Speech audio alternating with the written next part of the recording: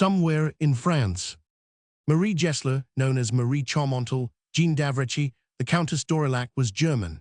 Her father, who served through the Franco-Prussian War, was a German spy.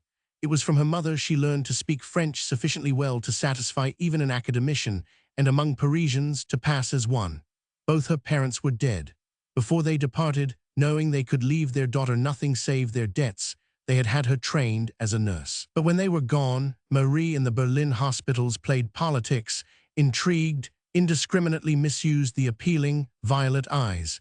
There was a scandal, several scandals. At the age of 25, she was dismissed from the municipal hospital, and as no save for the violet eyes was without resources, as a companion de voyage with a German doctor, she traveled to Monte Carlo.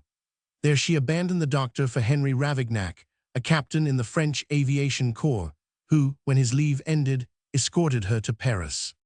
The duties of Captain Ravignac kept him in barracks near the aviation field, but Marie he established in his apartments on the Boulevard Haussmann. One day he brought from the barracks a roll of blueprints, and as he was locking them in a drawer, said, "The Germans would pay through the nose for those." The remark was indiscreet, but then Marie had told him she was French, and anyone would have believed her. The next morning, the same spirit of adventure that had exiled her from the Berlin hospitals carried her with the blueprints to the German embassy. There, greatly shocked, they first wrote down her name and address, and then, indignant at her proposition, ordered her out. But the day following, a strange young German who was not at all indignant, but on the contrary, quite charming, called upon Marie. For the blueprints he offered her a very large sum, and that same hour with them and Marie departed for Berlin. Marie did not need the money, nor did the argument that she was serving her country greatly impress her. It was rather that she loved intrigue, and so she became a spy. Henry Ravignac, the man she had robbed of the blueprints, was tried by court-martial. The charge was treason, but Charles Ravignac, his younger brother, promised to prove that the guilty one was the girl, and to that end obtained leave of absence and spent much time and money. At the trial, he was able to show the record of Marie in Berlin and Monte Carlo, that she was the daughter of a German secret agent, that on the afternoon the prince disappeared Marie, with an agent of the German embassy, had left Paris for Berlin. In consequence of this, the charge of selling military secrets was altered to one of gross neglect, and Henry Ravignac was sentenced to 2 years in the military prison at Tours. But he was of an ancient and noble family, and when they came to take him from his cell in the church midi, he was dead. Charles, his brother, disappeared. It was said he also had killed himself, that he had been appointed a military attaché in South America, that to revenge his brother he had entered the secret service, but whatever became of him no one knew. All that was certain was that, thanks to the act of Marie Gessler, on the rolls of the French army, the ancient and noble name of Ravignac no longer appeared. In her chosen profession, Marie Gessler found nothing discreditable. Of herself her opinion was not high, and her opinion of men was lower. For her smiles she had watched several sacrifice honor, duty, loyalty, and she held them and their kind in contempt. To lie, to cajole, to rob men of secrets they thought important, and of secrets the importance of which they did not even guess, was to her merely an intricate and exciting game. She played it very well, so well that in the service her advance was rapid. On important missions she was sent to Russia, through the Balkans, even to the United States. There, with credentials as an army nurse, she inspected our military hospitals and unobtrusively asked many innocent questions. When she begged to be allowed to work in her beloved Paris, they told her when war came they intended to plant her inside that city, and that, until then, the less Paris knew of her the better. But just before the Great War broke, to report on which way Italy might jump, she was sent to Rome, and it was not until September she was recalled. The telegram informed her that her Aunt Elizabeth was ill, and that at once she must return to Berlin. This, she learned from the code book wrapped under the cover of her thermos bottle, meant that she was to report to the general commanding the German forces at Soissons.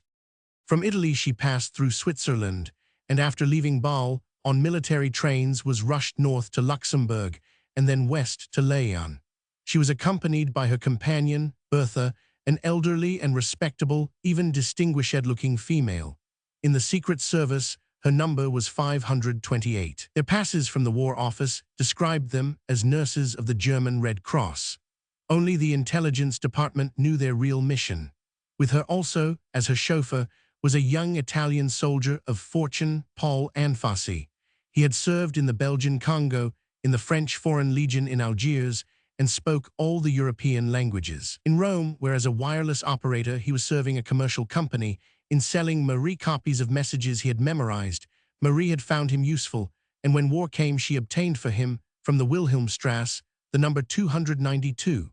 From Leon, in one of the automobiles of the General Staff, the three spies were driven first to Soissons, and then along the road to Meaux and Paris, to the village of Neufchelles. They arrived at midnight, and in a chateau of one of the Champagne princes, found the colonel commanding the intelligence bureau. He accepted their credentials, destroyed them, and replaced them with a laissez-passer signed by the mayor of Leon. That dignitary, the colonel explained, to citizens of Leon fleeing to Paris, and the coast had issued many passes. But as now between Leon and Paris there were 3 German armies, the refugees had been turned back and their passes confiscated. From among them, said the officer, we have selected one for you. It is issued to the wife of Count d'Aurillac, a captain of reserves, and her aunt, Madame Bennett. It asks for those ladies and their chauffeur, Briand, a safe conduct through the French military lines. If it gets you into Paris, you will destroy it and assume another name. The Count d'Aurillac is now with his regiment in that city. If he learned of the presence there of his wife, he would seek her, and that would not be good for you. So if you reach Paris, you will become a Belgian refugee. You are highborn and rich. Your chateau has been destroyed, but you have money. You will give liberally to the Red Cross. You will volunteer to nurse in the hospitals. With your sad story of ill treatment by us, with your high birth, and your knowledge of nursing, which you acquired, of course, only as an amateur, you should not find it difficult to join the ladies of France or the American ambulance. What you learn from the wounded English and French officers and the French doctors you will send us through the usual channels. When do I start? Asked the woman. For a few days, explained the officer, you remain in this chateau. You will keep us informed of what is going forward after we withdraw. Withdraw, it was more of an exclamation than a question. Marie was too well trained to ask questions. We are taking up a new position, said the officer, on the Aisne. The woman, incredulous, stared. And we do not enter Paris. You do, returned the officer. That is all that concerns you. We will join you later in the spring. Meanwhile, for the winter we entrench ourselves along the Aisne. In a chimney of this chateau, we have set up a wireless outfit. We are leaving it intact. The chauffeur Briand, who, you must explain to the French, you brought with you from Leon, and who has been long in your service, will transmit whatever you discover. We wish especially to know of any movement toward our left. If they attack in front from Soissons, we are prepared, but of any attempt to cross the Oise and take us in flank, you must warn us. The officer rose and hung upon himself his fieldglasses, map cases, and sidearms. We leave you now, he said. When the French arrive, you will tell them your reason for halting at this chateau was that the owner, Monsieur Ivany, and his family are friends of your husband. You found us here, and we detained you. And so long as you can use the wireless, make excuses to remain. If they offer to send you on to Paris, tell them your aunt is too ill to travel. But they will find the wireless, said the woman. They are sure to use the towers for observation, and they will find it. In that case, said the officer, you will suggest to them that we fled in such haste we had no time to dismantle it. Of course, you had no knowledge that it existed, or, as a loyal French woman, you would have at once told them. To emphasize his next words, the officer pointed at her. Under no circumstances, he continued, must you be suspected. If they should take Briand in the act, should they have even the least doubt concerning him, you must repudiate him entirely. If necessary, to keep your own skirts clear, it would be your duty yourself to denounce him as a spy. Your first orders, said the woman, were to tell them Briand had been long in my service, that I brought him from my home in Leon. He might be in your service for years, returned the colonel, and you not know he was a German agent. If to save myself, I inform upon him, said Marie, of course you know you will lose him. The officer shrugged his shoulders. A wireless operator, he retorted, we can replace. But for you, and for the service you are to render in Paris, we have no substitute. You must not be found out. You are invaluable. The spy inclined her head. I thank you, she said. The officer sputtered indignantly.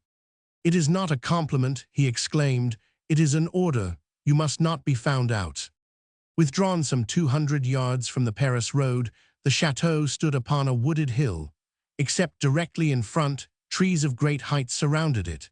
The tips of their branches brushed the windows. Interlacing, they continued until they overhung the wall of the estate. Where it ran with the road, the wall gave way to a lofty gate and iron fence, through which those passing could see a stretch of noble turf, as wide as a polo field, borders of flowers disappearing under the shadows of the trees, and the chateau itself, with its terrace, its many windows, its high-pitched, sloping roof, broken by towers and turrets. Through the remainder of the night, there came from the road to those in the chateau the roar and rumbling of the army in retreat. It moved without panic, disorder, or haste, but unceasingly. Not for an instant was there a breathing spell. And when the sun rose, the three spieces, 2 women, and the chauffeur who in the great chateau were now alone, could see as well as hear the grey column of steel rolling past below them. The spies knew that the grey column had reached Clay, had stood within 15 miles of Paris, and then upon Paris had turned its back.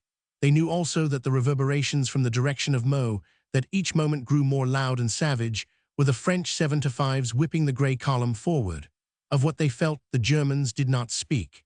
In silence, they looked at each other, and in the eyes of Marie was bitterness and resolve. Toward noon, Marie met Anfossi in the great drawing-room that stretched the length of the terrace, and from the windows of which, through the park gates, they could see the Paris road. This that is passing now, said Marie, is the last of our rearguard. Go to your tower, she ordered, and send word that except for stragglers and the wounded our column has just passed through Neufchelles, and that any moment we expect the French. She raised her hand impressively. From now, she warned, we speak French, we think French, we are French. Anfossi, or Briand, as now he called himself, addressed her in that language. His tone was bitter. Pardon my lese majesty, he said, but this chief of your intelligence department is a dumber mensch. He is throwing away a valuable life. Marie exclaimed in dismay. She placed her hand upon his arm, and the violet eyes filled with concern. Not yours, she protested. Absolutely, returned the Italian. I can send nothing by this knapsack wireless that they will not learn from others, from airmen, uhlans, the peasants in the fields, and certainly I will be caught. Dead I am dead, but alive, and in Paris the opportunities are unending. From the French Legion Étranger, I have my honorable discharge. I am an expert wireless operator, and in their signal corps I can easily find a place. Imagine me then on the Eiffel Tower. From the air I snatch news from all of France, from the Channel, the North Sea. You and I could work together as in Rome. But here, between the lines, with a pass from a village sous-prefect, it is ridiculous. I am not afraid to die. But to die because someone else is stupid, that is hard. Marie clasped his hand in both of hers. You must not speak of death, she cried. You know I must carry out my orders, that I must force you to take this risk. And you know that thought of harm to you tortures me. Quickly, the young man disengaged his hand. The woman exclaimed with anger. Why do you doubt me? She cried. Briand protested vehemently. I do not doubt you. My affection then, in a whisper that carried with it the feeling of a caress, Marie added softly, my love. The young man protested miserably. You make it very hard, mademoiselle, he cried. You are my superior officer, I am your servant. Who am I that I should share with others? The woman interrupted eagerly. Ah, you are jealous, she cried. Is that why you are so cruel? But when I tell you I love you, and only you, can you not feel it is the truth? The young man frowned unhappily. My duty, mademoiselle, he stammered. With an exclamation of anger, Marie left him. As the door slammed behind her, the young man drew a deep breath. On his face was the expression of ineffable relief. In the hall, Marie met her elderly companion, Bertha, now her aunt, Madame Bennet. I heard you quarreling, Bertha protested. It is most indiscreet. It is not in the part of the Countess d'Aurillac that she makes love to her chauffeur. Marie laughed noiselessly and drew her farther down the hall. "He is imbecile," she exclaimed. "He will kill me with his solemn face and his conceit.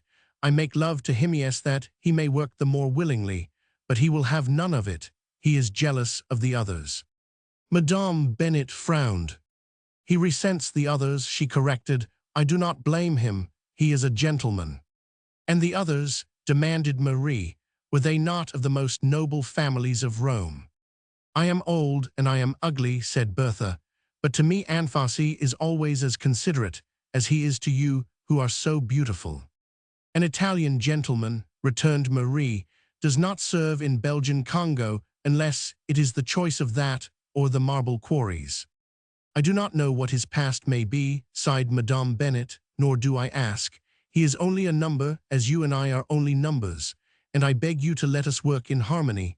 At such a time your love affairs threaten our safety. You must wait." Marie laughed insolently. "With the du Barry," she protested, "I can boast that I wait for no man." "No," replied the older woman, "you pursue him."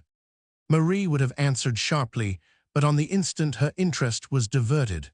For 1 week, by day and night, she had lived in a world peopled only by German soldiers. Beside her in the railroad carriage, on the station platforms, at the windows of the trains that passed the one in which she rode, at the grade crossings, on the bridges, in the roads that paralleled the tracks, choking the streets of the villages and spread over the fields of grain, she had seen only the gray-green uniforms.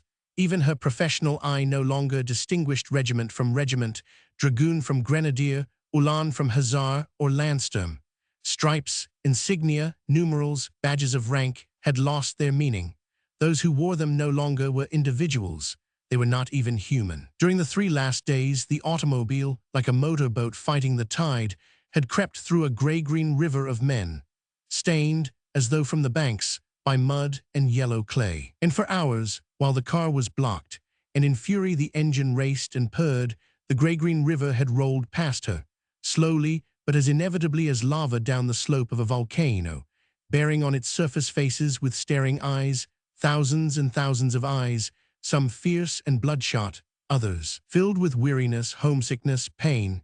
At night she still saw them, the white faces under the sweat and dust, the eyes dumb, inarticulate, asking the answer. She had been suffocated by German soldiers, by the mass of them, engulfed and smothered. She had stifled in a land inhabited only by gray-green ghosts. And suddenly, as though a miracle had been wrought, she saw upon the lawn, riding toward her, a man in scarlet, blue, and silver, one man riding alone. Approaching with confidence, but alert, his reins fallen, his hands nursing his carbine, his eyes searched the shadows of the trees, the empty windows, even the sun-swept sky. His was the new face at the door, the new step on the floor. And the spy knew had she beheld an army corps, it would have been no more significant, no more menacing, than the solitary chasseur à cheval scouting in advance of the enemy. "We are saved," exclaimed Marie with irony.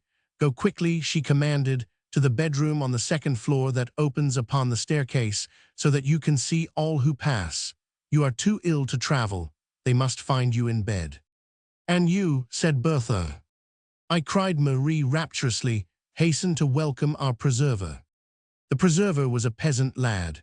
Under the white dust, his cheeks were burned a brown red. His eyes, honest and blue, through much staring at the skies and at horizon lines, were puckered and encircled with tiny wrinkles. Responsibility had made him older than his years, and in speech brief. With the beautiful lady who with tears of joy ran to greet him, and who in an ecstasy of happiness pressed her cheek against the nose of his horse, he was unimpressed. He returned to her papers and gravely echoed her answers to his questions. "This chateau," he repeated, "was occupied by their general staff. They have left no wounded here. You saw the last of them pass a half-hour since." He gathered up his reins. Marie shrieked in alarm. "You will not leave us," she cried. For the first time, the young man permitted himself to smile. "Others arrive soon," he said. He touched his shako, wheeled his horse in the direction from which he had come, and a minute later Marie heard the hoofs echoing through the empty village. When they came, the others were more sympathetic. Even in times of war, a beautiful woman is still a beautiful woman, and the staff officers who moved into the quarters so lately occupied by the enemy found in the presence of the Countess d'Aurillac nothing to distress them. In the absence of her dear friend, Madame Iverney, the chatelaine of the chateau, she acted as their hostess.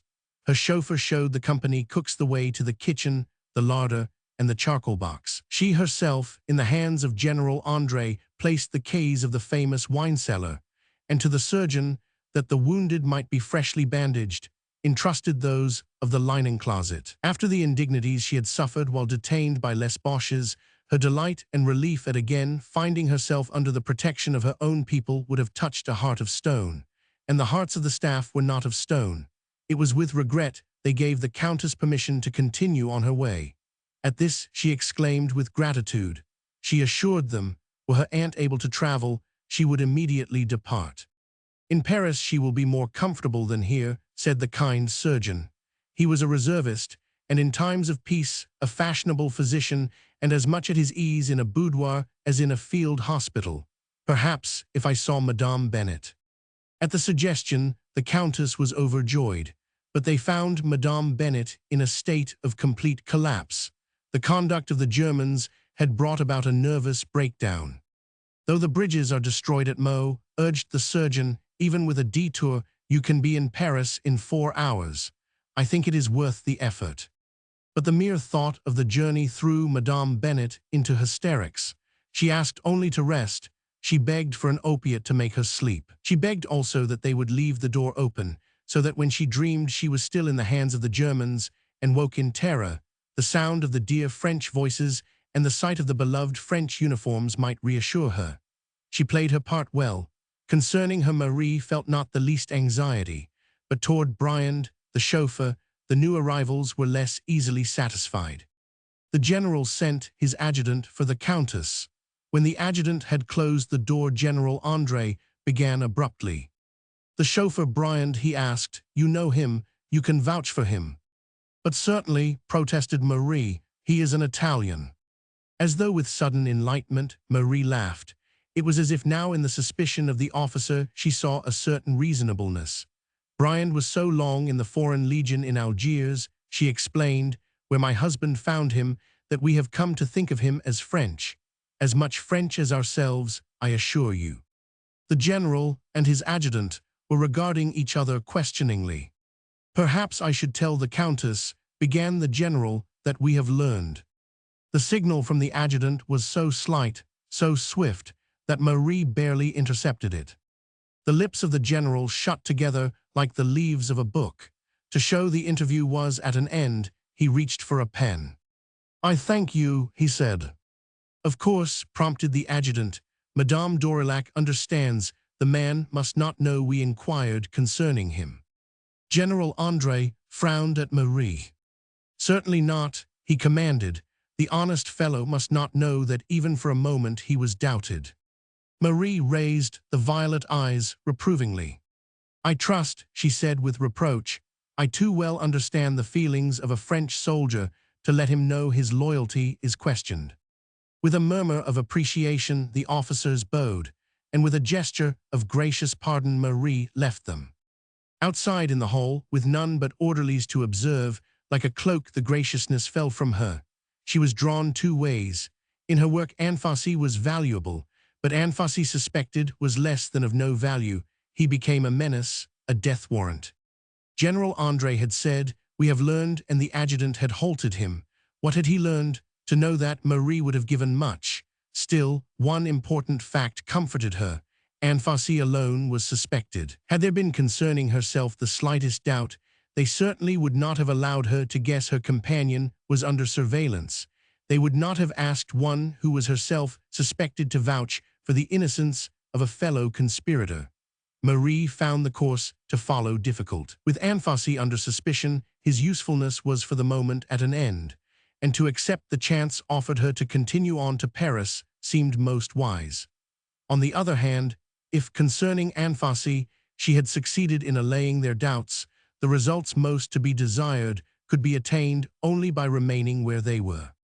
Their position inside the lines was of the greatest strategic value. The rooms of the servants were under the roof, and that Brian should sleep in one of them was natural. That to reach or leave his room, he should constantly be ascending or descending the stairs also was natural. The field wireless outfit, or, as he had disdainfully described it, the knapsack wireless, was situated not in the bedroom he had selected for himself, but in one adjoining. At other times, this was occupied by the maid of Madame Iverney. To summon her maid Madame Iverney from her apartment on the second floor had but to press a button. And it was in the apartment of Madame Iverney, and on the bed of that lady, that Madame Bennet now reclined. When through the open door she saw an officer or soldier mount the stairs, she pressed the button that rang a bell in the room of the maid. In this way, long before whoever was ascending the stairs could reach the top floor, warning of his approach came to Anfossi. It gave him time to replace the dustboard over the fireplace in which the wireless was concealed and to escape into his own bedroom. The arrangement was ideal, and already information picked up in the halls below by Marie had been conveyed to Anfossi to relay in a French cipher to the German general staff at Reims. Marie made an alert and charming hostess. To all who saw her, it was evident that her mind was intent only upon the comfort of her guests. Throughout the day many came and went, but each she made welcome. To each, as he departed, she called bon chance. Efficient, tireless, tactful, she was everywhere. In the dining-room, in the kitchen, in the bedrooms, for the wounded finding mattresses to spread in the gorgeous salons of the Champagne Prince, for the soldier chauffeurs carrying wine into the courtyard, where the automobiles panted and growled, and the arriving and departing shrieked for right of way. At all times an alluring person, now the one woman in a tumult of men, her smart frock covered by an apron, her head and arms bare, undismayed by the sight of the wounded or by the distant rumble of the guns. The Countess d'Aurillac was an inspiring and beautiful picture. The eyes of the officers, young and old, informed her of that fact, one of which already she was well aware. By the morning of the next day she was accepted as the owner of the chateau, and though continually she reminded the staff she was present only as the friend of her schoolmate, Madame Iverney, they deferred to her as to a hostess. Many of them she already saluted by name, and to those who with messages were constantly motoring to and from the front at Soissons, she was particularly kind. Overnight the legend of her charm, of her devotion to the soldiers of all ranks, had spread from Soissons to Meaux, and from Meaux to Paris. It was noon of that day when from the window of the second story Marie saw an armored automobile sweep into the courtyard.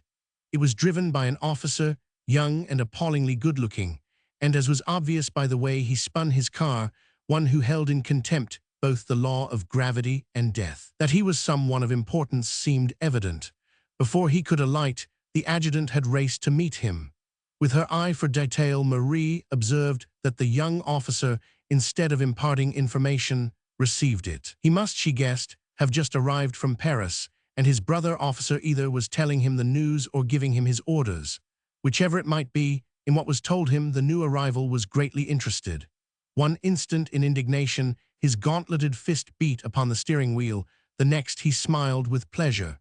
To interpret this pantomime was difficult, and the better to inform herself, Marie descended the stairs. As she reached the lower hall, the two officers entered. To the spy, the man last to arrive was always the one of greatest importance, and Marie assured herself that through her friend, the adjutant, to meet with this one would prove easy. But the chauffeur-commander of the armored car made it most difficult. At sight of Marie, much to her alarm, as though greeting a dear friend, he snatched his képi from his head and sprang toward her. "The Major," he cried, "told me you were here, that you are Madame d'Aurillac." His eyes spoke his admiration. In delight he beamed upon her. "I might have known it," he murmured. With the confidence of one who is sure he brings good news, he laughed happily. "And I," he cried, "am Pierrot." Who the devil Pierrot might be the spy could not guess. She knew only that she wished by a German shell Pierrot, and his car had been blown to tiny fragments.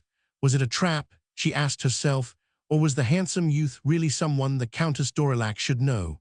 But as from his introducing himself, it was evident he could not know that lady very well, Marie took courage and smiled. "Which Pierrot?" she parried. "Pierre Thierry," cried the youth. To the relief of Marie, he turned upon the adjutant, and to him explained who Pierre Thierry might be. Paul d'Aurillac, he said, is my dearest friend. When he married this charming lady, I was stationed in Algiers, and but for the war I might never have met her. To Marie, with his hand on his heart, in a most charming manner, he bowed. His admiration he made no effort to conceal. And so, he said, I know why there is war. The adjutant smiled indulgently and departed on his duties, leaving them alone. The handsome eyes of Captain Thierry were raised to the violet eyes of Marie. They appraised her boldly and as boldly expressed their approval. In burlesque, the young man exclaimed indignantly, Paul deceived me, he cried. He told me he had married the most beautiful woman in Leon. He has married the most beautiful woman in France. To Marie, this was not impertinence, but gallantry. This was a language she understood, and this was the type of man, because he was the least difficult to manage, she held most in contempt. But about you, Paul did not deceive me, she retorted. In apparent confusion, her eyes refused to meet his. He told me Pierrot was a most dangerous man. She continued hurriedly. With wifely solicitude, she asked concerning Paul. She explained that for a week she had been a prisoner in the chateau, and since the mobilization of her husband's save that he was with his regiment in Paris, she had heard nothing. Captain Thierry was able to give her later news. Only the day previous, on the boulevards, he had met Count d'Aurillac. He was at the Grand Hotel, and as Thierry was at once motoring back to Paris, he would give Paul news of their meeting. He hoped he might tell him that soon his wife also would be in Paris. Marie explained that only the illness of her aunt prevented her from that same day joining her husband. Her manner became serious. "And what other news have you?" she asked. "Here on the Fearing line, we know less of what is going forward than you in Paris." So Pierre Thierry told her all he knew. They were preparing dispatches he was at once to carry back to the general staff, and for the moment, his time was his own. How could he better employ it than in talking of the war with a patriotic and charming French woman? In consequence, Marie acquired a mass of facts, gossip, and guesses.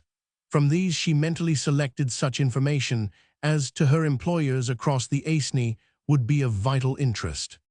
And to rid herself of Thierry and on the fourth floor seek Anfossi was now her only wish. But in attempting this, by the return of the adjutant she was delayed. To Thierry, the adjutant gave a sealed envelope. 31 Boulevard des Invalides, he said. With a smile he turned to Marie. "And you will accompany him." I exclaimed Marie. She was sick with sudden terror. But the tolerant smile of the adjutant reassured her. "The Count, your husband," he explained, "has learned of your detention here by the enemy, and he has besieged the general staff to have you convoyed safely to Paris." The adjutant glanced at a field telegram he held open in his hand. "He asks," he continued, "that you be permitted to return in the car of his friend, Captain Thierry, and that on arriving you join him at the Grand Hotel." Thierry exclaimed with delight. "But how charming," he cried. "Tonight you must both dine with me at La Ruse." He saluted his superior officer. "Some petrol, sir," he said, "and I am ready." To Marie he added, "The car will be at the steps in 5 minutes." He turned and left them. The thoughts of Marie, snatching at an excuse for delay, raced madly. The danger of meeting the Count d'Aurillac, her supposed husband, did not alarm her. The Grand Hotel has many exits, and even before they reached it, for leaving the car she could invent an excuse that the gallant Thierry would not suspect. But what now concerned her was how, before she was whisked away to Paris, she could convey to Anfossi the information she had gathered from Thierry. First, of a woman overcome with delight at being reunited with her husband, she gave an excellent imitation. Then she exclaimed in distress, "But my aunt, Madame Bennet," she cried, "I cannot leave her." "The Sisters of St. Francis," said the adjutant, "arrive within an hour to nurse the wounded. They will care also for your aunt." Marie concealed her chagrin. "Then I will at once prepare to go," she said. The adjutant handed her a slip of paper. "Your laissez-passer to Paris," he said. "You leave in 5 minutes, madame." As temporary hostess of the Chateau, Marie was free to visit any part of it, and as she passed her door, a signal from Madame Bennet told her that Anfossi was on the 4th floor, that he was at work, and that the coast was clear. Softly, in the felt slippers she always wore, As she explained, in order not to disturb the wounded, she mounted the staircase. In her hand she carried the housekeeper's keys, and as an excuse, it was her plan to return with an armful of linen for the arriving sisters. But Marie never reached the top of the stairs. When her eyes rose to the level of the 4th floor, she came to a sudden halt. At what she saw, terror gripped her, bound her hand and foot, and turned her blood to ice. At her post for an instant Madame Bennet had slept, and an officer of the staff, led by curiosity, chance, or suspicion, had unobserved and unannounced mounted to the 4th floor. When Marie saw him, he was in front of the room that held the wireless. His back was toward her, but she saw that he was holding the door to the room ajar, that his eye was pressed to the opening, and that through it he had pushed the muzzle of his automatic. What would be the fate of Anfossi Marie knew, nor did she for an instant consider it. Her thoughts were of her own safety, that she might live, not that she might still serve the Wilhelmstrasse, the Kaiser, or the fatherland, but that she might live. In a moment Anfossi would be denounced, the chateau would ring with the alarm, and though she knew Anfossi would not betray her, by others she might be accused. To avert suspicion from herself, she saw only one way open. She must be the first to denounce Anfossi. Like a deer she leaped down the marble stairs, and, in a panic she had no need to assume, burst into the presence of the staff. "Gentlemen," she gasped, "my servant, chauffeur Briand, is a spy. There is a German wireless in the chateau. He is using it. I have seen him." With exclamations, the officers rose to their feet. General André alone remained seated. General André was a veteran of many colonial wars, Cochin China, Algiers, Morocco. The Great War, when it came, found him on duty in the intelligence department. His aquiline nose, bristling white eyebrows, and flashing, restless eyes gave him his nickname of L'Aigle. In amazement, the flashing eyes were now turned upon Marie. He glared at her as though he thought she suddenly had flown mad. "A German wireless," he protested. "It is impossible." "I was on the 4th floor," panted Marie, "collecting linen for the sisters. In the room next to the linen closet, I heard a strange buzzing sound. I opened the door softly. I saw Briand with his back to me seated by an instrument. There were receivers clamped to his ears. My God, the disgrace. The disgrace to my husband and to me, who vouched for him to you." Apparently in an agony of remorse, the fingers of the woman laced and interlaced. "I cannot forgive myself." The officers moved toward the door, but General André halted them. Still in a tone of incredulity, he demanded, "When did you see this?" Marie knew the question was coming, knew she must explain how she saw Briand, and yet did not see the staff officer who, with his prisoner, might now at any instant appear. She must make it plain she had discovered the spy and left the upper part of the house before the officer had visited it. When that was she could not know, but the chance was that he had preceded her by only a few minutes. "When did you see this?" repeated the general. "But just now," cried Marie, "not 10 minutes since. Why did you not come to me at once?" "I was afraid," replied Marie. "If I moved, I was afraid he might hear me, and he, knowing I would expose him, would kill me and so escape you." There was an eager whisper of approval. For silence, General André slapped his hand upon the table. Then continued Marie, "I understood with the receivers on his ears he could not have heard me open the door, nor could he hear me leave, and I ran to my aunt. The thought that we had harbored such an animal sickened me, and I was weak enough to feel faint, but only for an instant. Then I came here." She moved swiftly to the door. "Let me show you the room," she begged. "You can take him in the act." Her eyes, wild with the excitement of the chase, swept the circle. "Will you come?" she begged. Unconscious of the crisis, he interrupted. The orderly on duty opened the door. "Captain Thierry's compliments," he recited mechanically, "and is he to delay longer for Madame d'Aurillac?" With a sharp gesture, General André waved Marie toward the door. Without rising, he inclined his head. "Adieu, Madame," he said. "We act at once upon your information. I thank you." As she crossed from the hall to the terrace, the ears of the spy were assaulted by a sudden tumult of voices. They were raised in threats and curses. Looking back, she saw Anfossi descending the stairs. His hands were held above his head. Behind him, with his automatic, the staff officer she had surprised on the 4th floor was driving him forward. Above the clenched fists of the soldiers that ran to meet him, the eyes of Anfossi were turned toward her. His face was expressionless. His eyes neither accused nor reproached. And with the joy of one who has looked upon and then escaped the guillotine, Marie ran down the steps to the waiting automobile. With a pretty cry of pleasure, she leaped into the seat beside Thierry. Gaily she threw out her arms. "To Paris," she commanded. The handsome eyes of Thierry, eloquent with admiration, looked back into hers. He stooped, threw in the clutch, and the great grey car, with the machine gun and its crew of privates guarding the rear, plunged through the park. "To Paris," echoed Thierry. In the order in which Marie had last seen them, Anfossi and the staff officer entered the room of General André, and upon the soldiers in the hall the door was shut. The face of the staff officer was grave, but his voice could not conceal his elation.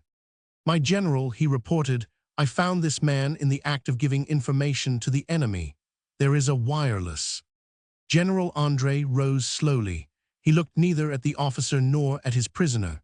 With frowning eyes, he stared down at the maps upon his table.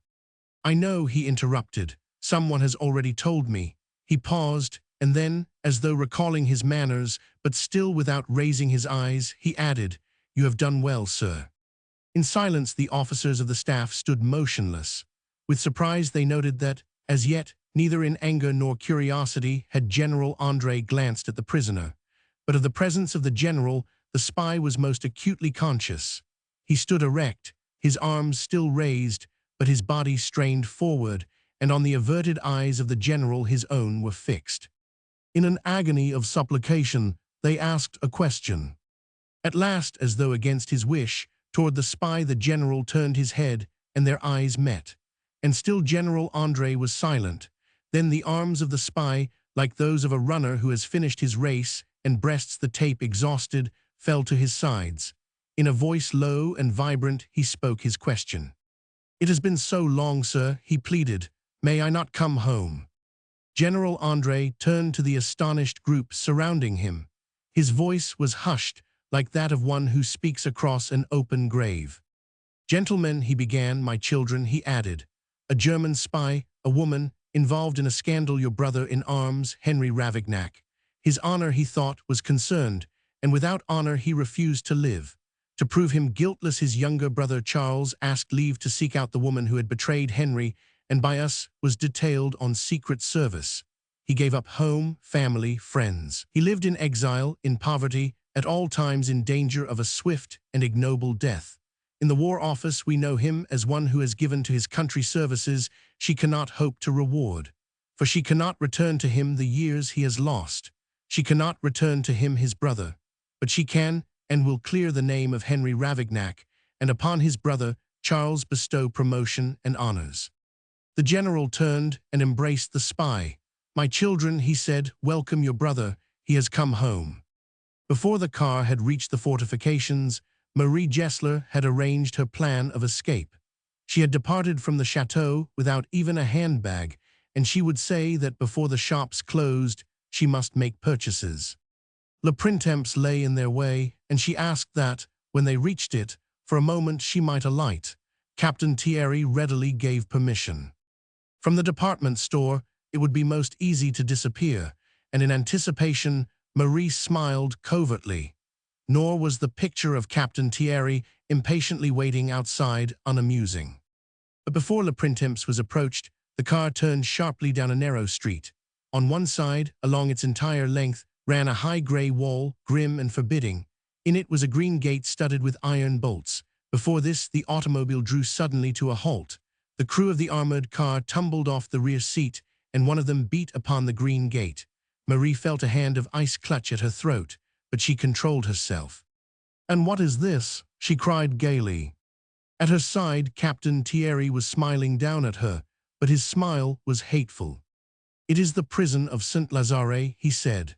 "It is not becoming," he added sternly, "that the name of the Countess d'Aurillac should be made common as the Paris Road." Fighting for her life, Marie thrust herself against him. Her arm that throughout the journey had rested on the back of the driving seat caressed his shoulders. Her lips and the violet eyes were close to his. "Why should you care?" she whispered fiercely. "You have me. Let the Count d'Aurillac look after the honor of his wife himself." The charming Thierry laughed at her mockingly. "He means to," he said. "I am the Count d'Aurillac. Playing dead." To fate, Jimmy Blagwin had signaled the supreme gesture. He had accomplished the great adventure. He was dead. And as he sat on his trunk in the tiny hall bedroom, and in the afternoon papers read of his suicide, his eyes were lit with pleasurable pride. Not at the nice things the obituaries told of his past, but because his act of self-sacrifice, so carefully considered, had been carried to success. As he read, Jimmy smiled with self-congratulation. He felt glad he was alive, or to express it differently, felt glad he was dead. And he hoped Jean, his late wife, now his widow, also would be glad, but not too glad. In return for relieving Jean of his presence, he hoped she might at times remember him with kindness. Of her always would he think gratefully and tenderly. Nothing could end his love for Gina, not even this suicide. As children, in winter in New York, in summer on Long Island, Jimmy Blagwin and Jean Thayer had grown up together. They had the same tastes in sports, the same friends, the same worldly advantages. Neither of them had many ideas. It was after they married that Jean began to borrow ideas and doubt the advantages. For the first 3 years after the wedding, in the old farmhouse, which Jimmy had made over into a sort of idealized country club, Jean lived a happy, healthy, out-of-door existence. To occupy her there were Jimmy's hunters and a pack of joyous beagles. For tennis, at weekends Jimmy filled the house with men, and during the week they both played polo, he with the meadow brooks and she with the meadow larks, and the golf links of Piping Rock ran almost to their lodge gate. Until Proctor Maddox took a cottage at Glen Cove and joined the golf club. Then Jean and Jimmy on all Long Island, no couple was so content. At that time Proctor Maddox was the young and brilliant editor of the Wilderness magazine, the wilderness being the world we live in, and the voice crying in it the voice of Proctor Maddox. He was a socialist and feminist, he flirted with syndicalism, and he had a good word even for the one. He was darkly handsome, his eyeglasses were fastened to a black ribbon, and he addressed his hostess as dear lady. He was that sort. Women described him as dangerous, and liked him because he talked of things they did not understand, and because he told each of them it was easy to see it would be useless to flatter her. The men did not like him. The oldest and wealthiest members of the club protested that the things Maddox said in his magazine should exclude him from the society of law-abiding, money-making millionaires. But Freddie Bayliss, the leader of the younger crowd, said that, to him, it did not matter what Maddox said in the wilderness, so long as he stayed there. It was Bayliss who christened him the Voice. Until the Voice came to Glen Cove, all that troubled Jean was that her pony had sprained a tendon, and that in the mixed doubles her eye was off the ball. Proctor Maddox suggested other causes for discontent. What does it matter, he demanded, whether you hit a rubber ball inside a whitewashed line or not? That energy, that brain, that influence of yours over others, that something men call charm, should be exerted to emancipate yourself and your unfortunate sisters. Emaciate myself, protested Jean eagerly. Do you mean I am taking on flesh? I said emancipate, corrected Maddox. I mean to free yourself of the bonds that bind your sex. For instance, the bonds of matrimony. It is obsolete, barbarous, it makes of women slaves and chattels. But since I'm married, I am much freer, protested Jean. Mother never let me play polo or ride astride, but Jimmy lets me. He says cross saddle is safer. Jimmy lets you, mocked the Voice. That is exactly what I mean. Why should you go to him or to any man for permission? Are you his cook asking for an evening out? No, you are a free soul, and your duty is to keep your soul from bondage. There are others in the world besides your husband. What of your duty to them? Have you ever thought of them? No, I have not, confessed Jean. Who do you mean by them? Shop girls and white slaves and women who want to vote. I mean the great army of the discontented, explained the Voice. And should I be discontented? Asked Jean. Tell me why. So then, and on many other occasions, Maddox told her why. It was one of the best things he 999. People say, when the triangle forms, the husband always is the last to see. But if he loves his wife, he is the first. And after 3 years of being married to Jean, and before that, 5 years of wanting to marry Jean, Jimmy loved her devotedly, entirely, slavishly. It was the best thing he 999. So when to Jean the change came, her husband recognized it. What the cause was he could not fathom. He saw only that, in spite of her impatient denials, she was discontented, restless, unhappy. Thinking it might be that for too long they had gone back to the land, he suggested they might repeat their honeymoon in Paris. The idea was received only with alarm. Concerning Jean, Jimmy decided secretly to consult a doctor. Meanwhile, he bought her a new hunter. The awakening came one night at a dance at the country club. That evening Jean was filled with unrest, and with Jimmy seemed particularly aggrieved. Whatever he said gave offense. Even his eagerness to conciliate her was too obvious. With the other men who did not dance, Jimmy was standing in the doorway when, over the heads of those looking in from the veranda, he saw the white face and black eyes of Maddox. Jimmy knew Maddox did not dance. At those who danced had heard him jeer, and his presence caused him mild surprise. The editor, leaning forward, unconscious that he was conspicuous, searched the ballroom with his eyes. They were anxious, unsatisfied. They gave to his pale face the look of one who is famished. Then suddenly his face lit, and he nodded eagerly. Following the direction of his eyes, Jimmy saw his wife, over the shoulder of her partner, smiling at Maddox. Her face was radiant.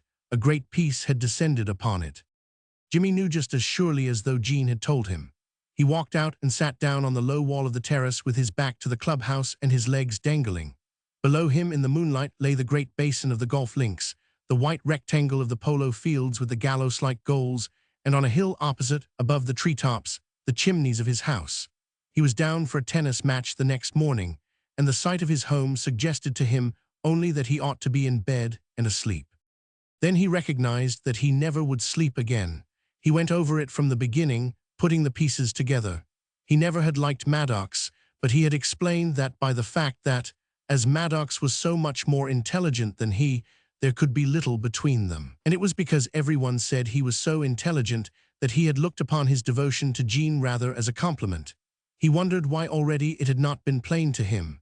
When Jean, who mocked at golf as a refuge for old age, spent hours with Maddox on the links. When, after she had declined to ride with her husband, on his return, he would find her at tea with Maddox in front of the wood fire. That night when he drove Jean home, she still was joyous, radiant. It was now she who chided him upon being silent. He waited until noon the next morning and then asked her if it were true. It was true. Jean thanked him for coming to her so honestly and straightforwardly. She also had been straightforward and honest. They had waited, she said, not through deceit, but only out of consideration for him. Before we told you, Jean explained, we wanted to be quite sure that I was sure. Though we hurt Jimmy like the stab of a rusty knife. But he said only, and you are sure, 3 years ago you were sure you loved me. Jean's eyes were filled with pity, but she said, that was 3 years ago. I was a child, and now I am a woman. In many ways you have stood still, and I have gone on. That's true, said Jimmy. You always were too good for me. No woman is good enough for you, returned Jean loyally, and your brains are just as good as mine, only you have not used them. I have questioned and reached out and gained knowledge of all kinds. I am a feminist, and you are not. If you were, you would understand. I do not know even what a feminist is, said Jimmy, but I am glad I am not one. A feminist is one, explained Jean, who does not think her life should be devoted to one person, but to the world. Jimmy shook his head and smiled miserably. You are my world, he said, the only world I know, the only world I want to know. He walked to the fireplace and leaned his elbows on the mantel and buried his head in his hands. But that his distress might not hurt Jean, he turned and, to give her courage, smiled. If you are going to devote yourself to the world, he asked, and not to any one person, why cannot I sort of trail along? Why need you leave me and go with someone else? For the work I hope to do, answered Jean, you and I are not suited, but Proctor and I are suited. He says he never met a woman who understands him as I do. Hell, said Jimmy. After that he did not speak for some time. Then he asked roughly, he's going to marry you, of course. Jean flushed crimson. Of course, she retorted. Her blush looked like indignation, and so Jimmy construed it, but it was the blush of embarrassment. For Maddox considered the ceremony of marriage an ignoble and barbaric bond. It degraded the woman, he declared, in making her a slave, and the man in that he accepted such a sacrifice. Jean had not argued with him. Until she were free, to discuss it with him seemed indecent, but in her own mind there was no doubt. If she were to be the helpmate of Proctor Maddox in uplifting the world, she would be Mrs. Proctor Maddox, or, much as he was to her, each would uplift the world alone. But she did not see the necessity of explaining all this to Jimmy, so she said, "Of course." "I will see the lawyers tomorrow," said Jimmy. "It will take some time to arrange, and so," he added hopefully, "you can think it over." Jean exclaimed miserably. "I have thought of nothing else," she cried, "for 6 months." Jimmy bent above her and laid his hand upon her shoulder. "I am sorry, so sorry," he said. "If I would any brains, I would have seen how it was long ago. Now I will not waste time. You will be rid of me as quick as the courts can fix it." He started for the door, but Jean caught his hand. "Will not you kiss me, Jimmy?" she said. Jimmy hesitated unhappily, and Jean raised her eyes to his. "Not since we were married, Jimmy," she said. "Has anyone kissed me but you?" So Jimmy bent and kissed her. She clung to his sleeve. "Jimmy," she begged, "you have not told me you forgive me. Unless you forgive me, I cannot go on with it. Tell me you forgive me." "Forgive you?" protested Jimmy. "I love you." When Jimmy went to the office of the lawyer, who also was his best friend, and told him that Jenny wanted a separation, that young man kicked the wastepaper basket against the opposite wall. "I will not do it," he protested, "and I will not let you do it either. Why should you smear your name and roll in the dirt and play dead to please Jean? If Jean thinks I am going to send you to a Rains hotel and follow you up with detectives to furnish her with a fake divorce, you can tell her I will not." "What are they coming to?" demanded the best friend. "What do they want? A man gives a woman all his love, all his thoughts, gives her his name, his home, only asks to work his brains out for her, only asks to see her happy. And she calls it charity, calls herself a slave." The best friend kicked violently at the place where the wastebasket had been. "Give them the vote, I say," he shouted. "It's all they are good for." The violence of his friend did not impress Jimmy. As he walked uptown, the only part of the interview he carried with him was that there must be no scandal, not on his account. If Jean wished it, he assured himself, in spite of the lawyer, he was willing, in the metaphor of that gentleman, to roll in the dirt and play dead. Play dead. The words struck him full in the face. Were he dead and out of the way, Jean, without a touch of scandal, could marry the man she loved. Jimmy halted in his tracks. He believed he saw the only possible exit. He turned into a side street, and between the silent houses, closed for the summer, worked out his plan. For long afterward, that city block remained in his memory. The doctor's signs on the sills, the caretakers seeking the air, the chauffeurs at the cab rank. For hours, they watched the passing and repassing of the young man, who with bent head and fixed eyes struck at the pavement with his stick. That he should really kill himself, Jimmy did not for a moment contemplate. To him, self-destruction appeared only as an offense against nature. On his primitive, out-of-door, fox-hunting mind, the ethics of suicide lay as uneasily as absinthe on the stomach of a baby. But he argued, by pretending he were dead, he could set Jean free, could save her from gossip, and could still dream of her, love her, and occupy with her, if not the same continent, the same world. He had 3 problems to solve, and as he considered them, he devotedly wished he might consult with a brain more clever than his own. But an accomplice was out of the question. Were he to succeed, everybody must be fooled. No one could share his secret. It was a lone game, played alone, and without my partner. The 3 problems were, first, in order to protect his wife, to provide for the suicide a motive other than the attentions of Maddox. Second, to make the suicide look like a real suicide. Third, without later creating suspicion, to draw enough money from the bank to keep himself alive after he was dead. For his suicide, Jean must not hold herself to blame. She must not believe her conduct forced his end. Above everyone else, she must be persuaded that in bringing about his death, she was completely innocent. What reasons, then, were accepted for suicide? As to this, Jimmy, refusing to consider the act justified for any reason, was somewhat at a loss. He had read of men who, owing to loss of honor, loss of fortune, loss of health, had gone out. He was determined he owed it to himself not to go out under a cloud, and he could not lose his money, as then there would be none to leave Jean, so he must lose his health. As except for broken arms and collarbones, he never had known a sickbed, this last was as difficult as the others, but it must serve. After much consideration, he decided he would go blind. At least, he would pretend he was going blind. To give a semblance of truth to this, he would that day consult distinguished oculists and, in spite of their assurances, would tell them that slowly and surely his eyesight was failing him.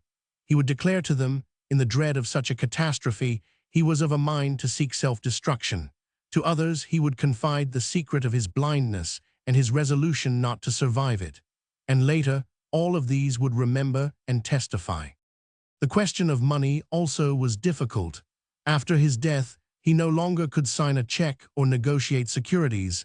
He must have cash. But if from the bank he drew large sums of actual money, if he converted stocks and bonds into cash, and a week later disappeared, apparently forever, questions as to what became of the sums he had collected would arise, and that his disappearance was genuine would be doubted. This difficulty made Jimmy for a moment wonder if being murdered for his money and having his body concealed by the murderer would not be better than suicide. It would, at least, explain the disappearance of the money, but he foresaw that, for his murder, some innocent one might be suspected and hanged. This suggested leaving behind him evidence to show that the one who murdered him was none other than Proctor Maddox. The idea appealed to his sense of humor and justice. It made the punishment fit the crime. Not without reluctance did he abandon it and return to his plan of suicide. But he recognized that to supply himself with any large sum of money would lead to suspicion, and that he must begin his new life almost empty-handed. In his new existence, he must work. For that day and until the next afternoon, he remained in town, and in that time prepared the way for his final exit. At a respectable lodging house on West 23rd Street, near the ferry, he gave his name as Henry Hull and engaged a room. To this room, from a department store he never before had entered, he shipped a trunk and valise marked with his new initials and filled with clothes to suit his new estate. To supply himself with money, at banks, clubs, and restaurants, he cashed many checks for small sums. The total of his collections, from places scattered over all the city, made quite a comfortable bankroll. And in his box at the safe deposit vault, he came upon a windfall. It was an emerald bracelet left him by an eccentric aunt who had lived and died in Paris. The bracelet he had offered to Jean, but she did not like it and had advised him to turn it into money and, as the aged relative had wished, spend it upon himself. That was 3 years since, and now were it missing, Jean would believe that at some time in the past he had followed her advice. So he carried the bracelet away with him. For a year it would keep a single man in comfort. His next step was to acquaint himself with the nature of the affliction on account of which he was to destroy himself. At the public library, he collected a half-dozen books treating of blindness and selected his particular malady.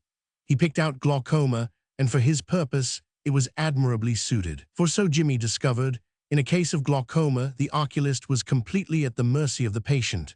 Except to the patient, the disease gave no sign. To an oculist, a man might say, 3 nights ago my eyesight played me the following tricks, and from that the oculist would know the man was stricken with glaucoma, but the eyes would tell him nothing. The next morning, to 4 oculists, Jimmy detailed his symptoms. Each looked grave, and all diagnosed his trouble as glaucoma. "I knew it," groaned Jimmy, and assured them sooner than go blind he would jump into the river. They pretended to treat this as an extravagance, but later, when each of them was interviewed, he remembered that Mr. Blagwin had threatened to drown himself. On his way to the train, Jimmy purchased a pair of glasses and, in order to invite questions, in the club car pretended to read with them. When his friends expressed surprise, Jimmy told them of the oculists he had consulted and that they had informed him his case was hopeless. If this proved true, he threatened to drown himself. On his return home, he explained to Jean he had seen the lawyer, and that gentleman suggested the less she knew of what was going on the better. In return, Jean told him she had sent for Maddox and informed him that, until the divorce was secured, they had best not be seen together. The wisdom of this appealed even to Maddox, and already, to fill in what remained of the summer, he had departed for Bar Harbor. To Jimmy, the relief of his absence was inexpressible.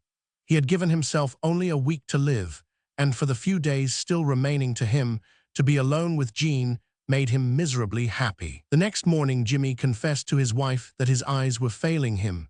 The trouble came, he explained, from a fall he had received the year before steeplechasing. He had not before spoken of it, as he did not wish to distress her. The oculists he had consulted gave him no hope. He would end it, he declared, in the gun-room. Jean was thoroughly alarmed. That her old playmate, lover, husband should come to such a plight at the very time she had struck him the hardest blow of all filled her with remorse. In 100 ways, she tried to make up to him for the loss of herself and for the loss of his eyes. She became his constant companion. Never had she been so kind and so considerate.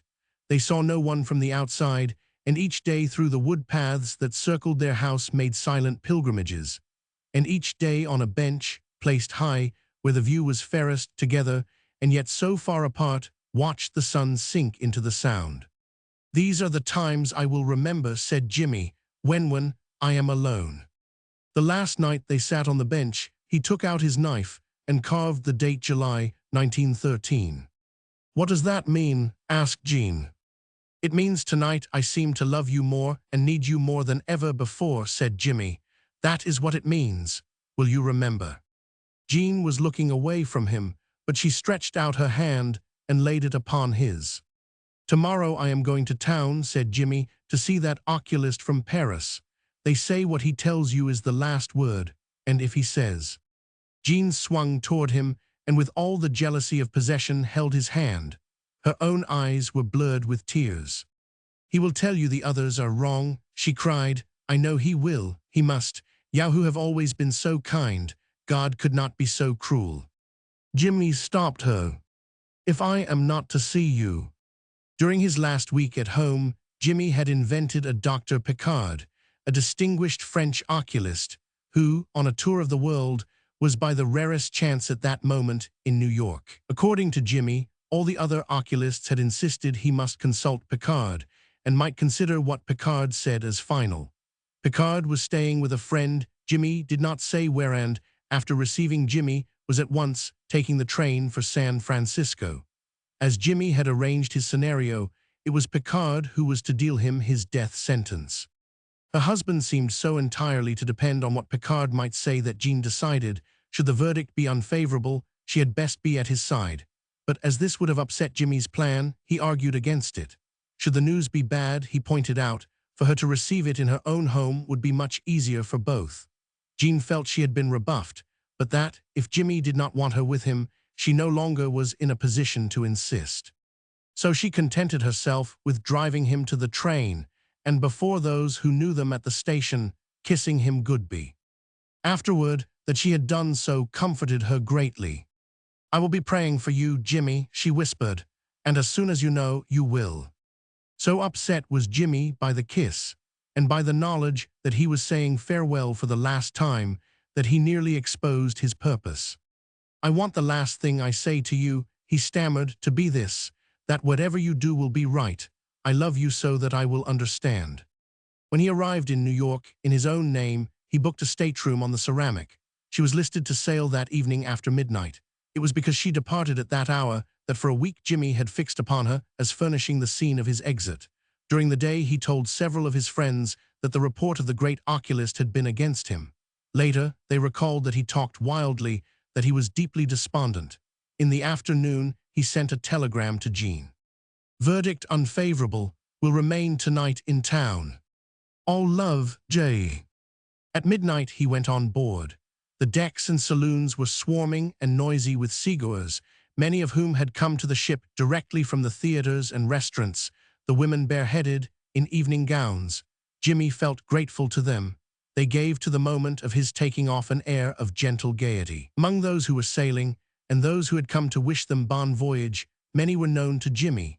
He told them he was going abroad at the command of his oculist. Also, he forced himself upon the notice of officers and stewards, giving them his name and making inquiries concerning the non-appearance of fictitious baggage. Later, they also recalled the young man in dinner jacket and golf cap who had lost a dressing case marked James Blagwin. In his cabin, Jimmy wrote 2 letters. The one to the captain of the ship read, "After we pass Fire Island, I am going overboard. Do not make any effort to find me, as it will be useless.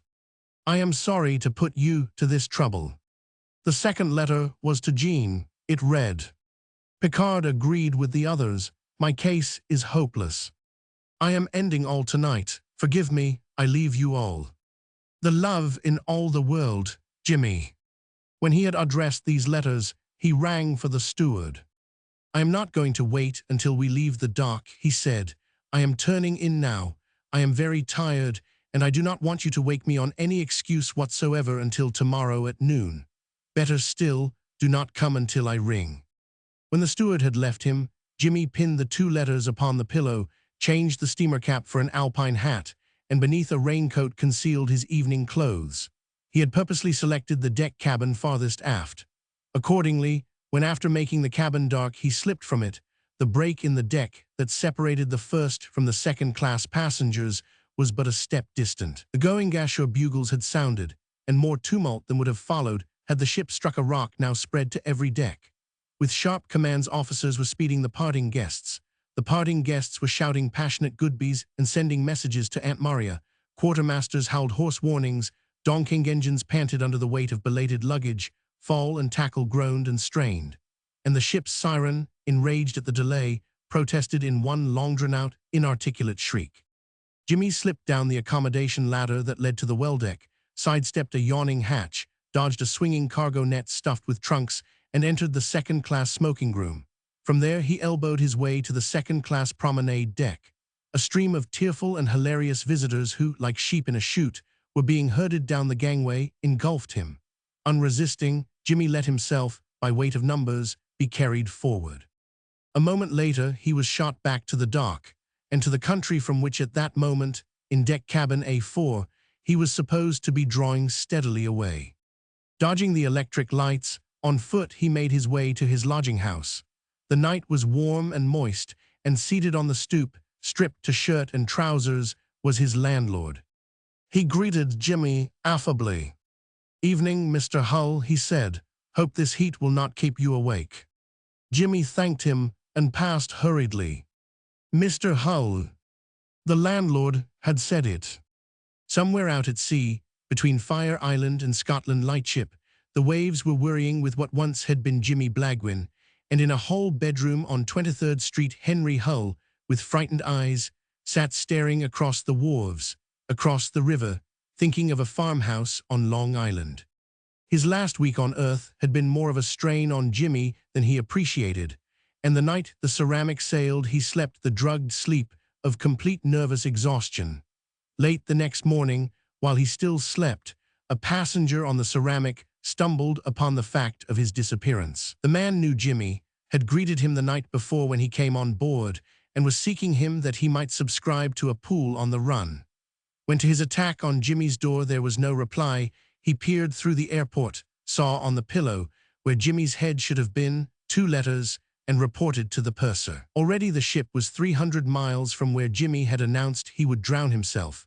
A search showed he was not on board, and the evidence of a smoking room steward, who testified that at 1 o'clock he had left Mr. Blagwin alone on deck, gazing mournful-like at Fire Island, seemed to prove Jimmy had carried out his threat. When later the same passenger the steward had mistaken for Jimmy appeared in the smoking room and ordered a drink from him, the steward was rattled. But as the person who had last seen Jimmy Blagwin alive, he had gained melancholy interest, and as his oft-told tale was bringing him many shillings, he did not correct it. Accordingly, from Cape Sable, the news of Jimmy's suicide was reported. That afternoon, it appeared in all the late editions of the evening papers. Pleading fever, Jimmy explained to his landlord that for him to venture out by day was most dangerous, and sent the landlord after the newspapers. The feelings with which he read them were mixed. He was proud of the complete success of his plot, but the inevitableness of it terrified him. The success was too complete. He had left himself no loophole. He had locked the door on himself and thrown the key out of the window. Now that she was lost to him forever, he found, if that were possible, he loved his wife more devotedly than before. He felt that to live in the same world with Jean and never speak to her, never even look at her, could not be borne. He was of a mind to rush to the wharf and take another leap into the dark waters, and this time without a lifeline. From this, he was restrained only by the thought that if he used infinite caution, at infrequent intervals, at a great distance, he still might look upon his wife. This, he assured himself, would be possible only after many years had aged him and turned his hair gray. Then, on second thoughts, he believed to wait so long was not absolutely necessary. It would be safe enough, he argued, if he grew a beard. He always had been clean-shaven, and he was confident a beard would disguise him. He wondered how long a time must pass before one would grow. Once on a hunting trip, he had gone for 2 weeks without shaving, and the result had not only disguised but disgusted him. His face had changed to one like those carved on coconuts. A recollection of this gave him great pleasure. His spirits rose happily. He saw himself in the rags of a tramp, his face hidden in an unkempt beard, skulking behind the hedges that surrounded his house. From this viewpoint, before sailing away from her forever, he would again steal a look at Jean. He determined to postpone his departure until he had grown a beard. Meanwhile, he would plead illness and keep to his room or venture out only at night. Comforted by the thought that in 2 weeks he might again see his wife as she sat on the terrace or walked in her gardens, he sank peaceably to sleep. The next morning the landlord brought him the papers. In them were many pictures of himself as a master of foxhounds, as a polo player, as a gentleman jockey. The landlord looked at him curiously. 5 minutes later, on a trivial excuse, he returned and again studied Jimmy as closely as though he were about to paint his portrait. Then 2 of the other boarders, chums of the landlord, knocked at the door to borrow a match, to beg the loan of the morning paper. Each was obviously excited, each stared accusingly. Jimmy fell into a panic. He felt that if already his identity was questioned, then hiding in his room and growing a beard, nothing could be more suspicious. At noon, for West Indian ports, a German boat was listed to sail from the 21st Street wharf. Jimmy decided at once to sail with her, and until his beard was grown, not to return. It was necessary first to escape the suspicious landlord, and to that end he noiselessly packed his trunk and suitcase. In front of the house, in an unending procession, taxicabs returning empty from the 23rd Street ferry passed the door, and from the street Jimmy hailed one. Before the landlord could voice his doubts, Jimmy was on the sidewalk, his bill had been paid, and giving the address of a hotel on 14th Street, he was away. At the 14th Street Hotel, Jimmy dismissed the taxicab and asked for a room adjoining an imaginary Senator Gates. When the clerk told him Senator Gates was not at that hotel, Jimmy excitedly demanded to be led to the telephone. He telephoned the office of the steamship line, and in the name of Henry Hull, secured a cabin.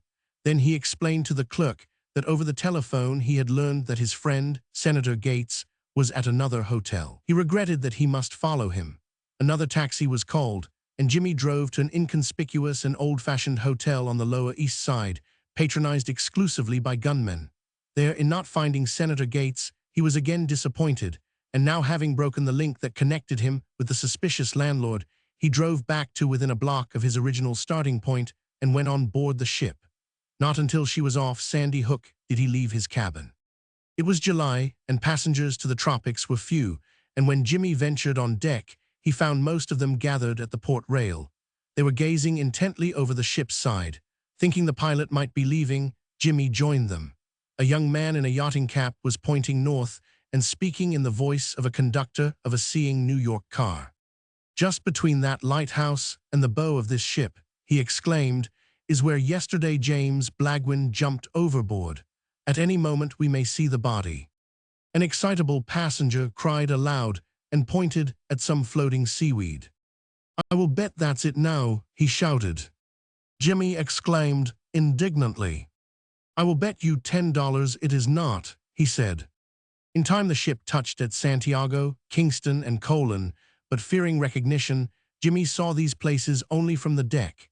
He traveled too fast for newspapers to overtake him, and those that on the return passage met the ship of his death gave no details. So, except that his suicide had been accepted, Jimmy knew nothing. Least of all did he know, or even guess, that his act of renunciation, intended to bring to Jean happiness, had nearly brought about her own end. She believed Jimmy was dead, but not for a moment did she believe it was for fear of blindness he had killed himself. She and Maddox had killed him. Between them they had murdered the man who, now that he was gone, she found she loved devotedly. To a shocked and frightened letter of condolence from Maddox, she wrote one that forever ordered him out of her life. Then she set about making a saint of Jimmy and counting the days when in another world they would meet, and her years of remorse, penitence, and devotion would cause him to forgive her. In their home, she shut herself off from everyone. She made of it a shrine to Jimmy. She kept his gloves on the hall table. On her writing desk, she placed flowers before his picture.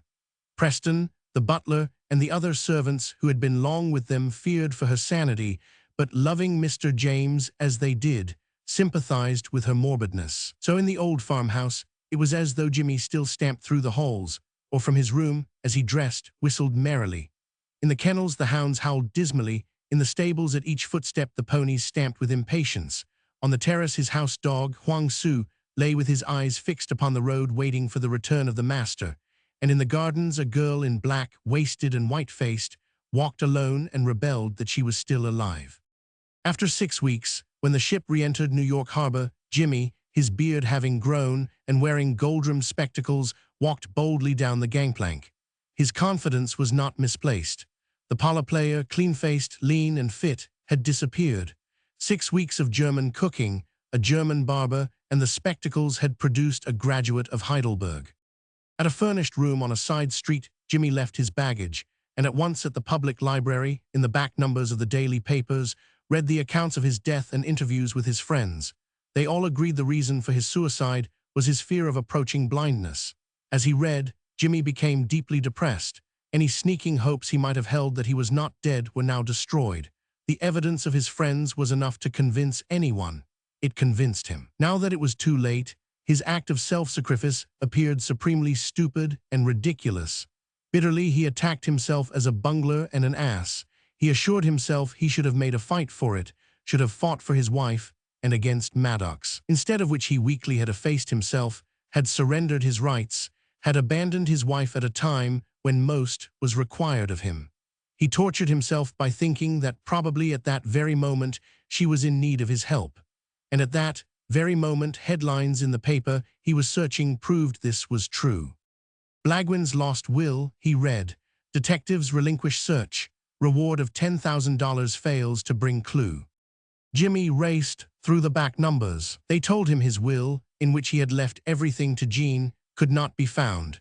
That in consequence, except her widow's third, all of his real estate, which was the bulk of his property, would now go to 2 distant cousins who already possessed more than was good for them, and who in Paris were leading lives of elegant wastefulness.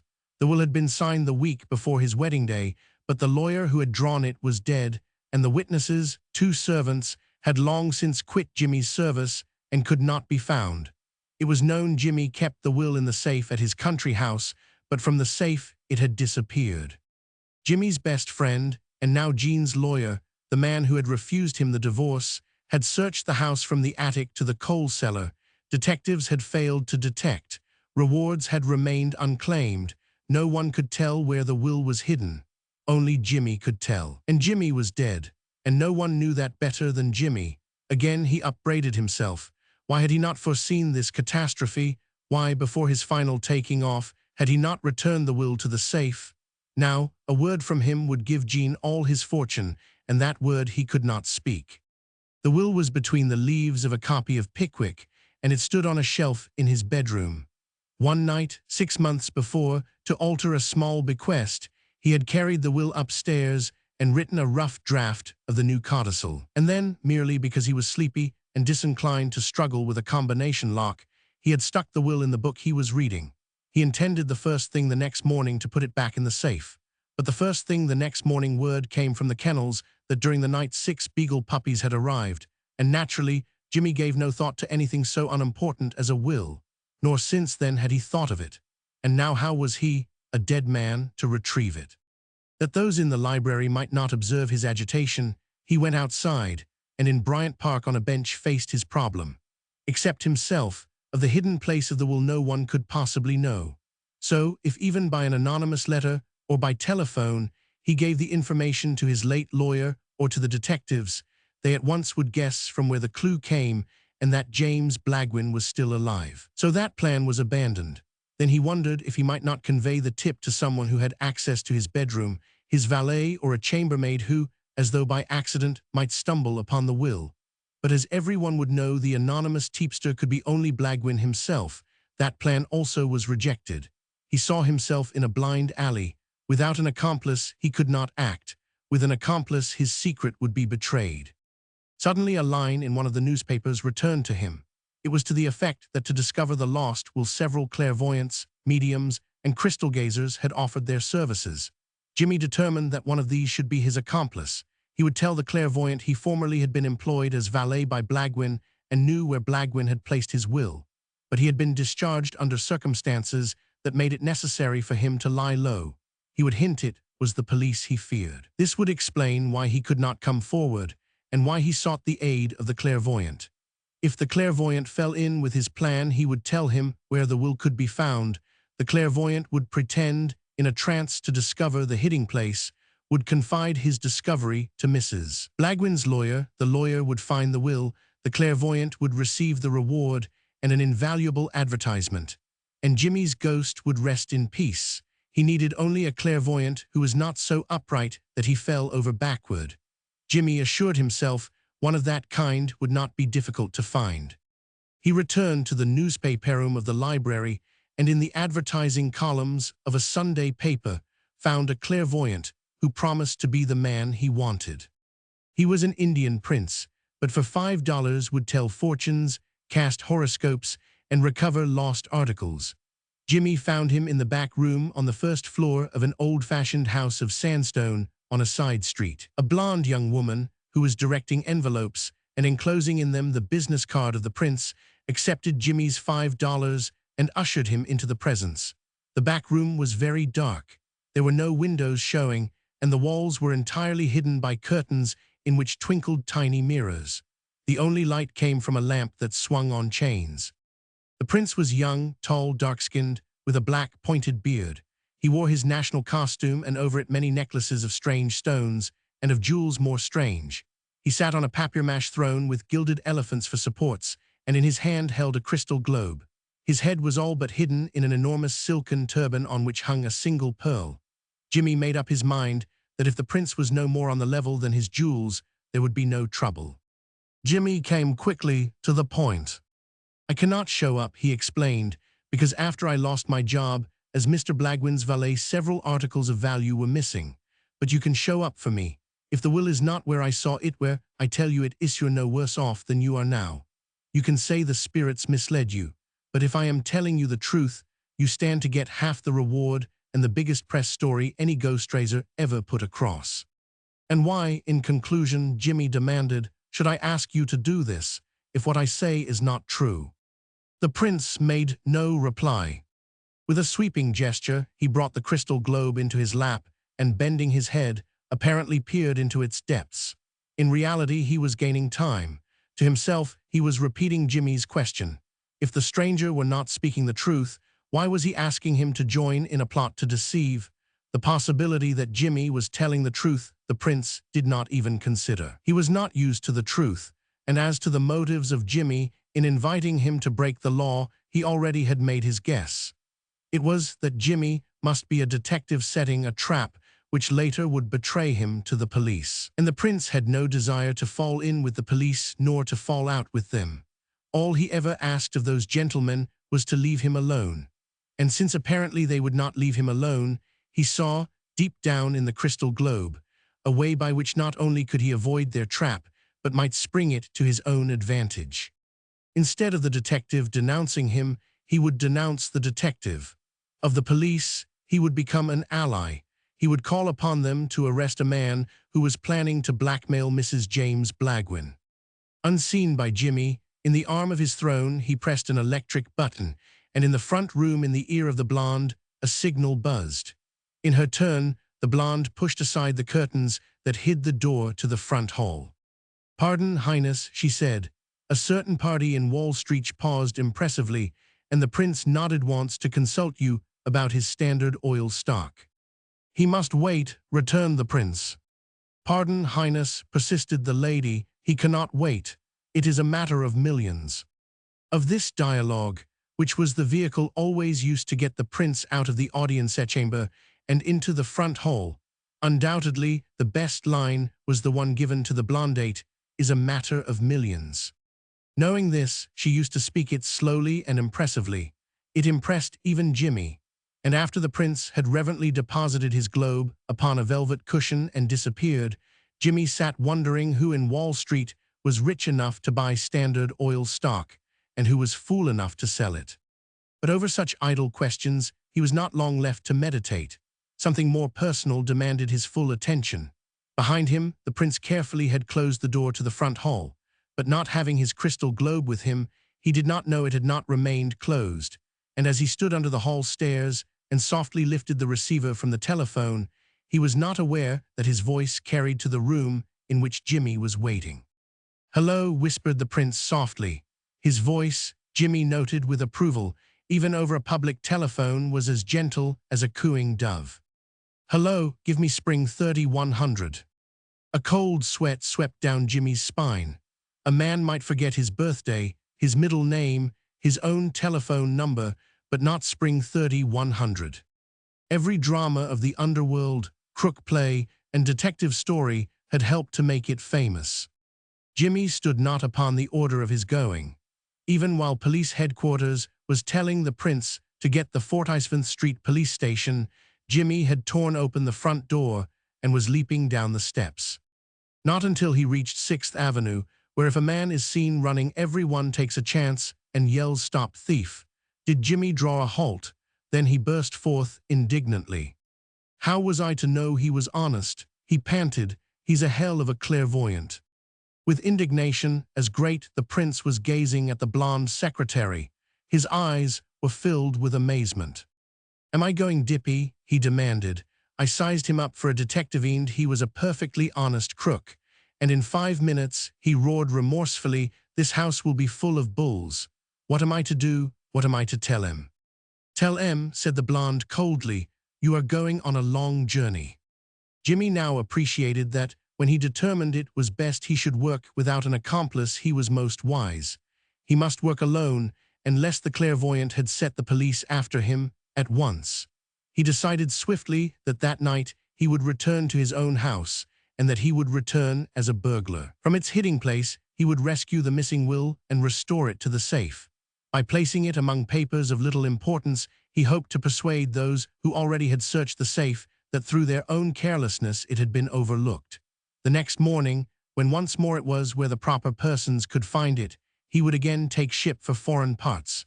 Jimmy recognized that this was a desperate plan, but the situation was desperate. And so midnight found him entering the grounds, upon which he never again had hoped to place his foot. The conditions were in his favor. The night was warm, which meant windows would be left open, few stars were shining, and as he tiptoed across the lawn, the trees and bushes wrapped him in shadows. Inside the hedge, through which he had forced his way, he had left his shoes, and he moved in silence. Except that stealing into the house where lay asleep the wife he so dearly loved made a cruel assault upon his feelings, the adventure presented no difficulties. Of ways of entering his house Jimmy knew a dozen, and once inside, from cellar to attic, he could move blindfolded. His bedroom, where was the copy of Pickwick in which he had placed the will, was separated from his wife's bedroom by her boudoir. The walls were thick. Through them no ordinary sound could penetrate, and unless since his departure Jean had moved her maid or some other chaperone into his bedroom, he could ransack it at his leisure. The safe in which he would replace the will was in the dining room. From the sleeping quarters of Preston, the butler, and the other servants, it was far removed. Cautiously, in the black shadows of the trees, Jimmy reconnoitered. All that was in evidence reassured him. The old farmhouse lay sunk in slumber, and though in the lower hall a lamp burned, Jimmy knew it was lit only that, in case of fire or of an intruder like himself, it might show the way to the telephone. For a moment, a lace curtain fluttering at an open window startled him, but in an instant he was reassured and had determined through that window to make his entrance. He stepped out of the shadows toward the veranda, and at once something warm brushed his leg, something moist touched his hand. Huang Su, his black chow, was welcoming him home. In a sudden access of fright and pleasure, Jimmy dropped to his knees. He had not known he had been so lonely. He smothered the black bear in his hands. Huang Su withdrew hastily. The dignity of his breed forbade manhandling, and at a safe distance he stretched himself nervously and yawned. Jimmy stepped to the railing of the veranda, raised his foot to a cleat of the awning, and swung himself sprawling upon the veranda roof. On hands and knees across the shingles, still warm from the sun, he crept to the open window. There for some minutes, while his eyes searched the room, he remained motionless. When his eyes grew used to the semi-darkness, he saw that the bed lay flat, that the door to the boudoir was shut, that the room was empty. As he moved across it toward the bookcase, his stockinged feet on the bare oak floor gave forth no sound. He assured himself there was no occasion for alarm. But when, with the electric torch with which he had prepared himself, he swept the bookshelves, he suffered all the awful terrors of a thief. His purpose was to restore a lost fortune. Had he been intent on stealing one, he could not have felt more deeply guilty. At last, the tiny shaft of light fell upon the title of the Pickwick Papers. With shaking fingers, Jimmy drew the book toward him. In his hands it fell open, and before him lay the last will and testament of James Blagwin, Esquire. With an effort, Jimmy choked a cry of delight. He had reason to feel relief. In dragging the will from its hiding place, he had put behind him the most difficult part of his adventure. The final ceremony of replacing it in the safe was a matter only of minutes. With self-satisfaction, Jimmy smiled. In self-pity, he sighed miserably. For when those same minutes had passed, again he would be an exile. As soon as he had set his house in order, he must leave it, and once more upon the earth become a wanderer and an outcast. The knob of the door from the bedroom he grasped softly, and as he turned it firmly, stealthily, with infinite patience, and stepping close to the wall, he descended the stairs, tiptoed across the hall, and entered the living room. On the lower floor, he knew he was alone. No longer, like Oliver Twist breaking into the scullery of Mr. Giles, need he move in dreadful fear.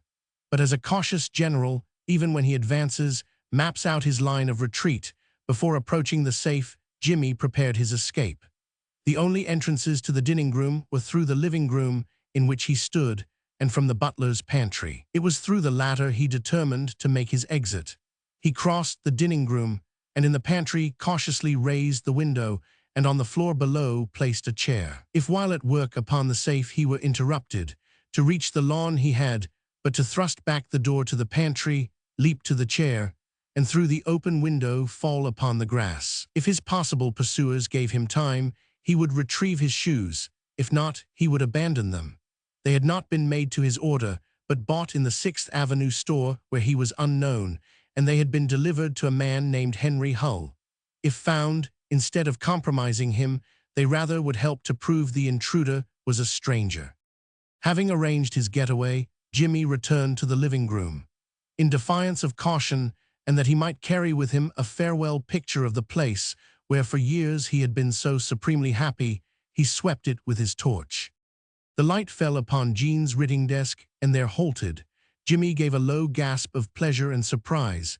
In the shaft of light, undisturbed in their silver frames and in their place of honor, he saw 3 photographs of himself. The tears came to his eyes. Then Jean had not cast him utterly into outer darkness. She still remembered him kindly, still held for him a feeling of goodwill. Jimmy sighed gratefully. The sacrifice he had made for the happiness of Jean and Maddox now seemed easier to bear, and that happiness must not be jeopardized. More than ever before, the fact that he, a dead man, must not be seen, impressed him deeply. At the slightest sound, at even the suggestion of an alarm, he must fly. The will might take care of itself. In case he were interrupted, where he dropped it there must it lie. The fact of supreme importance was that unrecognized he should escape. The walls of the dining room were covered with panels of oak, and built into the jog of the fireplace and concealed by a movable panel was the safe. In front of it, Jimmy sank to his knees and pushed back the panel. Propped upon a chair behind him, the electric torch threw its shaft of light full upon the combination lock. On the floor, ready to his hand, lay the will. The combination was not difficult. It required 2 turns left, 3 right, and in conjunction 2 numerals. While so intent upon his work that he scarcely breathed, Jimmy spun the knob. Then he tugged gently, and the steel door swung toward him. At the same moment, from behind him, a metallic click gave an instant's warning, and then the room was flooded with light.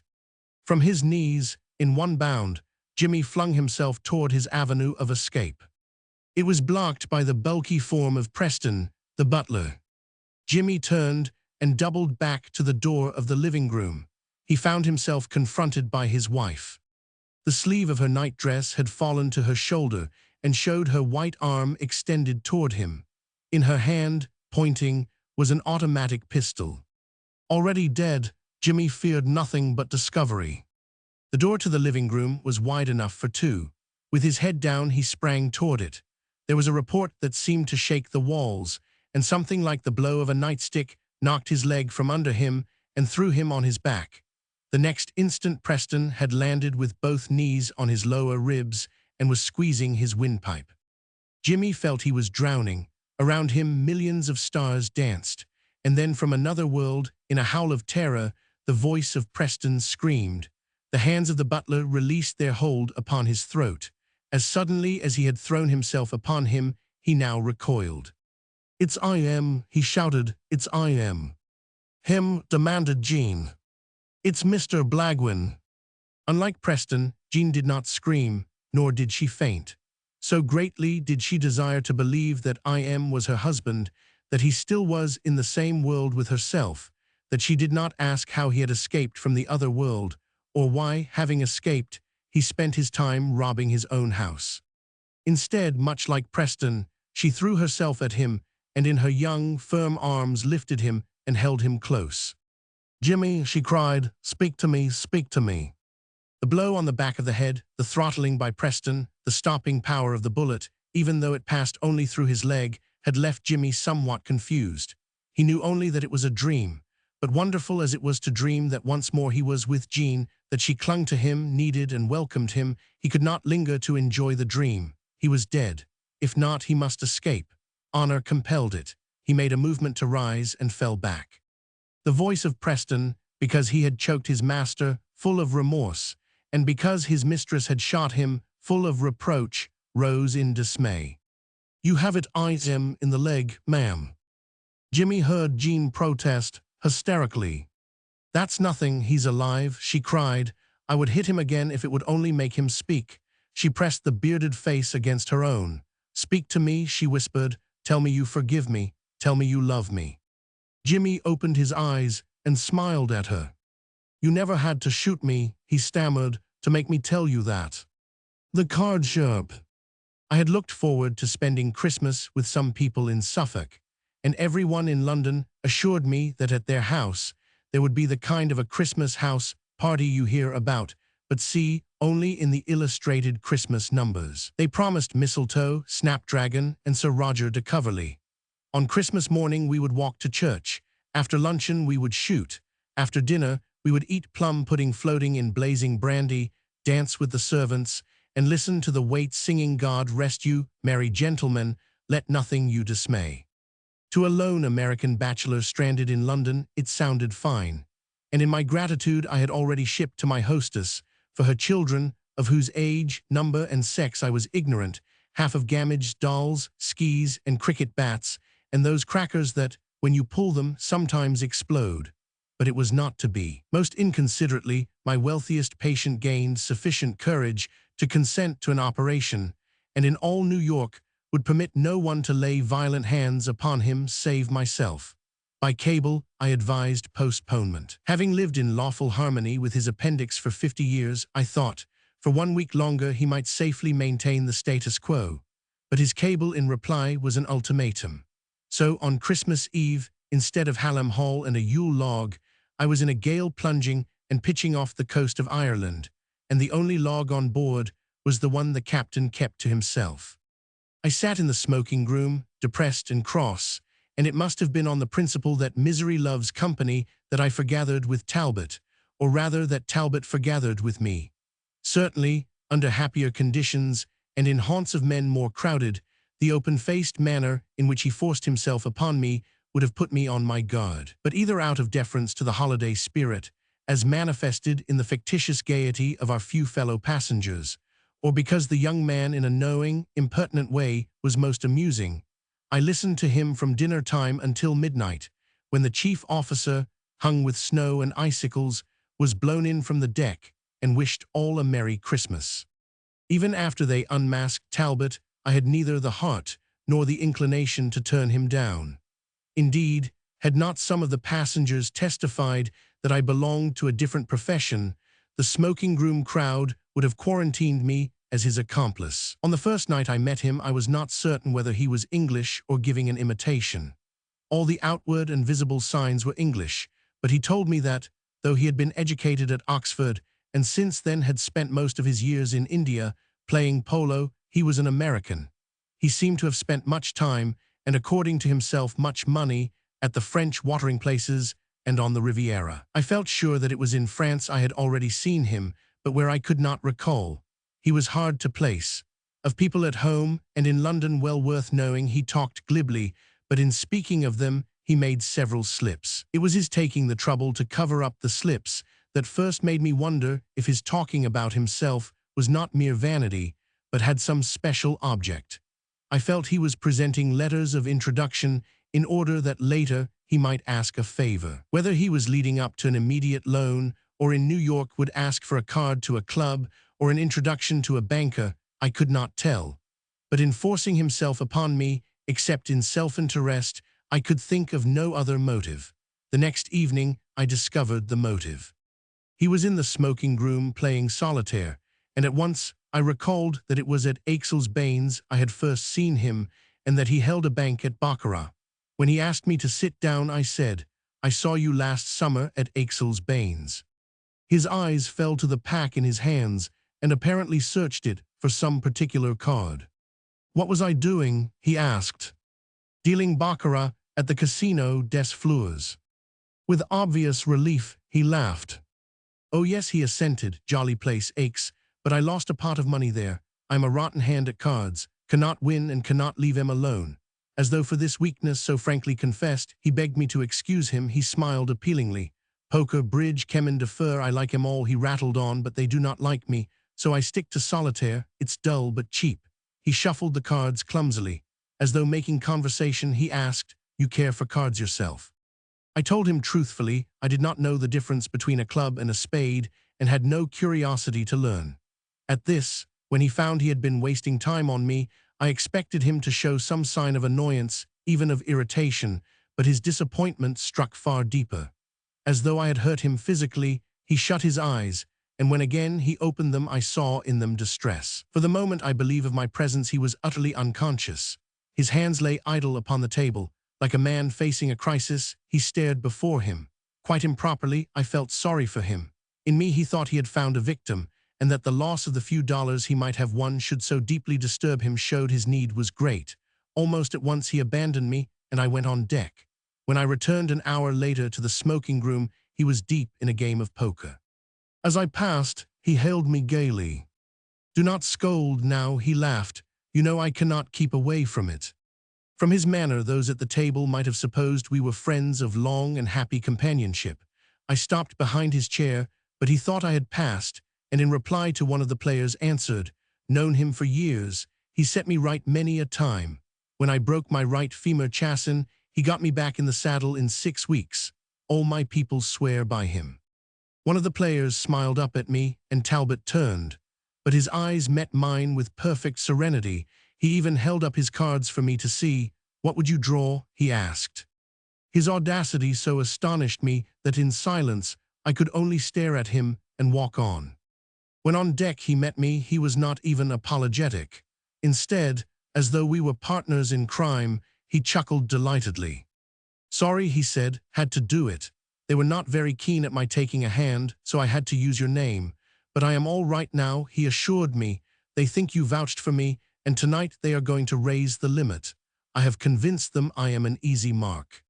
"And I take it you are not," I said stiffly. He considered this unworthy of an answer and only smiled. Then the smile died, and again in his eyes I saw distress, infinite weariness, and fear. As though his thoughts drove him to seek protection, he came closer. "I am in bad, doctor," he said. His voice was frightened, bewildered, like that of a child. "I cannot sleep, nerves all on the loose. I do not think straight. I hear voices and no one around. I hear knockings at the door, and when I open it, no one there.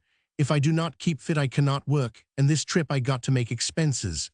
You could not help me, could you couldn't give me something to keep my head straight.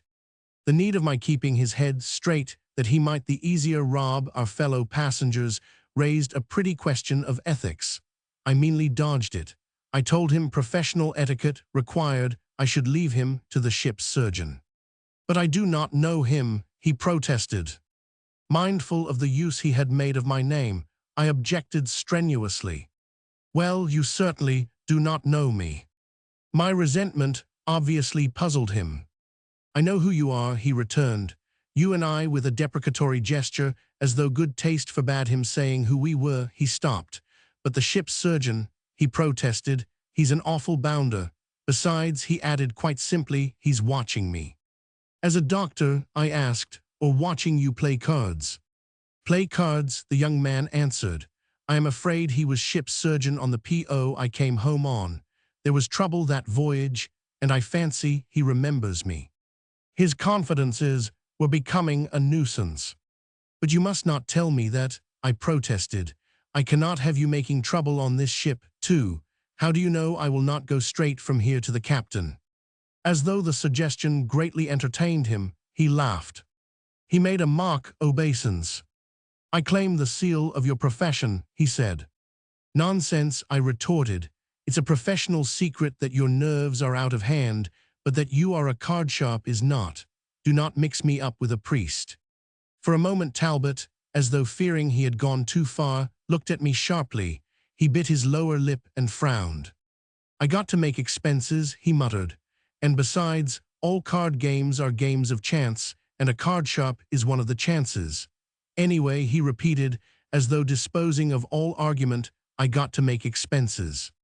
After dinner, when I came to the smoking room, the poker party sat waiting, and one of them asked if I knew where they could find my friend. I should have said then that Talbot was a steamer acquaintance only, but I hate a row, and I let the chance pass. We want to give him his revenge, one of them volunteered. He's losing then, I asked. The man chuckled complacently. The only loser, he said. I would not worry, I advised. He will come for his revenge. That night after I had turned in, he knocked at my door.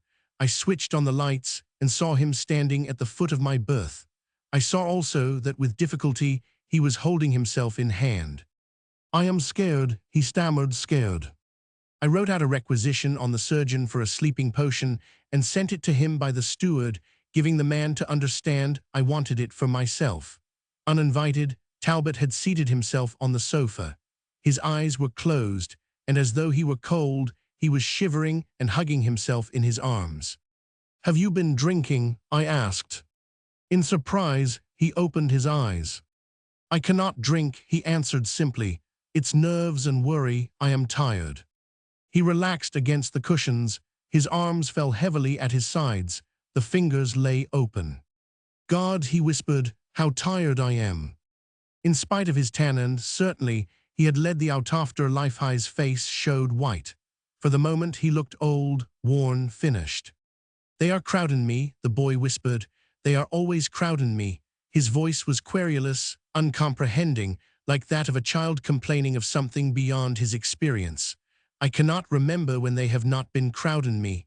Moving me on, you understand, always moving me on. Moved me out of India, then Cairo, then they closed Paris, and now they have shut me out of London. I opened a club there, very quiet, very exclusive, smart neighborhood, to a flat in Berkeley Street, Roulette and Chemin de Fer. I think it was my valet sold me out. Anyway, they came in and took us all to Bow Street. So I have plunged on this. It's my last chance. This trip. No, my family in New York have not seen em in 10 years. They paid me to live abroad. I am gambling on them, gambling on their talking me back. I am coming home as the prodigal son, tired of filling my belly with the husks that the swine do eat. Reformed character, repentant and all that, want to follow the straight and narrow, and they will kill the fatted calf. He laughed sardonically. Like hell they will, they would rather see me killed. It seemed to me, if he wished his family to believe he were returning repentant, his course in the smoking room would not help to reassure them. I suggested as much. If you get into trouble, as you call it, I said, and they send a wireless to the police to be at the wharf, your people would hardly. I know, he interrupted, But I got to chance that. I got to make enough to go on with until I see my family. If they will not see you, I asked, what then? He shrugged his shoulders and sighed lightly, almost with relief, as though for him the prospect held no terror. Then it's good night, nurse, he said, and I will not be a bother to anybody any more.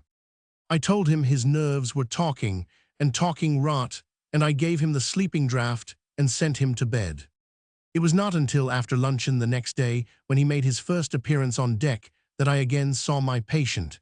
He was once more a healthy picture of a young Englishman of leisure, keen, smart, and fit, ready for any exercise or sport. The particular sport at which he was so expert, I asked him to avoid. Cannot be done, he assured me. I am the loser, and we dock tomorrow morning, so tonight I have got to make my killing. It was the others who made the killing. I came into the smoking room about 9 o'clock. Talbot alone was seated. The others were on their feet, and behind them in a wider semicircle were passengers, the smoking room stewards, and the ship's purser. Talbot sat with his back against the bulkhead, his hands in the pockets of his dinner coat. From the corner of his mouth, his long cigarette holder was cocked at an impudent angle. There was a tumult of angry voices, and the eyes of all were turned upon him. Outwardly, at least, he met them with complete indifference. The voice of one of my countrymen, a noisy pest named Smedberg, was raised in excited accusation. When the ship's surgeon first met you, he cried, you called yourself Lord Ridley. I will call myself anything I jolly well like, returned Talbot. If I choose to dodge reporters, that's my pigeon. I do not have to give my name to every meddling busybody that. You will give it to the police, all right, chortled Mr. Smedberg. In the confident, bullying tone of the man who knows the crowd is with him, he shouted, and in the meantime you will keep out of this smoking room. The chorus of assent was unanimous. It could not be disregarded. Talbot rose and with fastidious concern brushed the cigarette ashes from his sleeve. As he moved toward the door he called back, only too delighted to keep out. The crowd in this room makes a gentleman feel lonely. But he was not to escape with the last word. His prosecutor pointed his finger at him. And the next time you take the name of Adolf Mayer, he shouted, make sure first he has not a friend on board, someone to protect him from sharpers and swindlers. Talbot turned savagely and then shrugged his shoulders. Oh, go to the devil, he called and walked out into the night.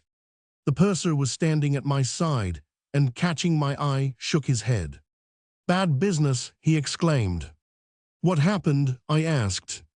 I am told they caught him dealing from the wrong end of the pack, he said. I understand they suspected him from the first seams. Our surgeon recognized him and tonight they had outsiders watching him.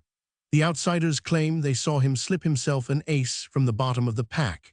It's a pity, he's a nice-looking lad. I asked what the excited Smedberg had meant by telling Talbot not to call himself Mayer.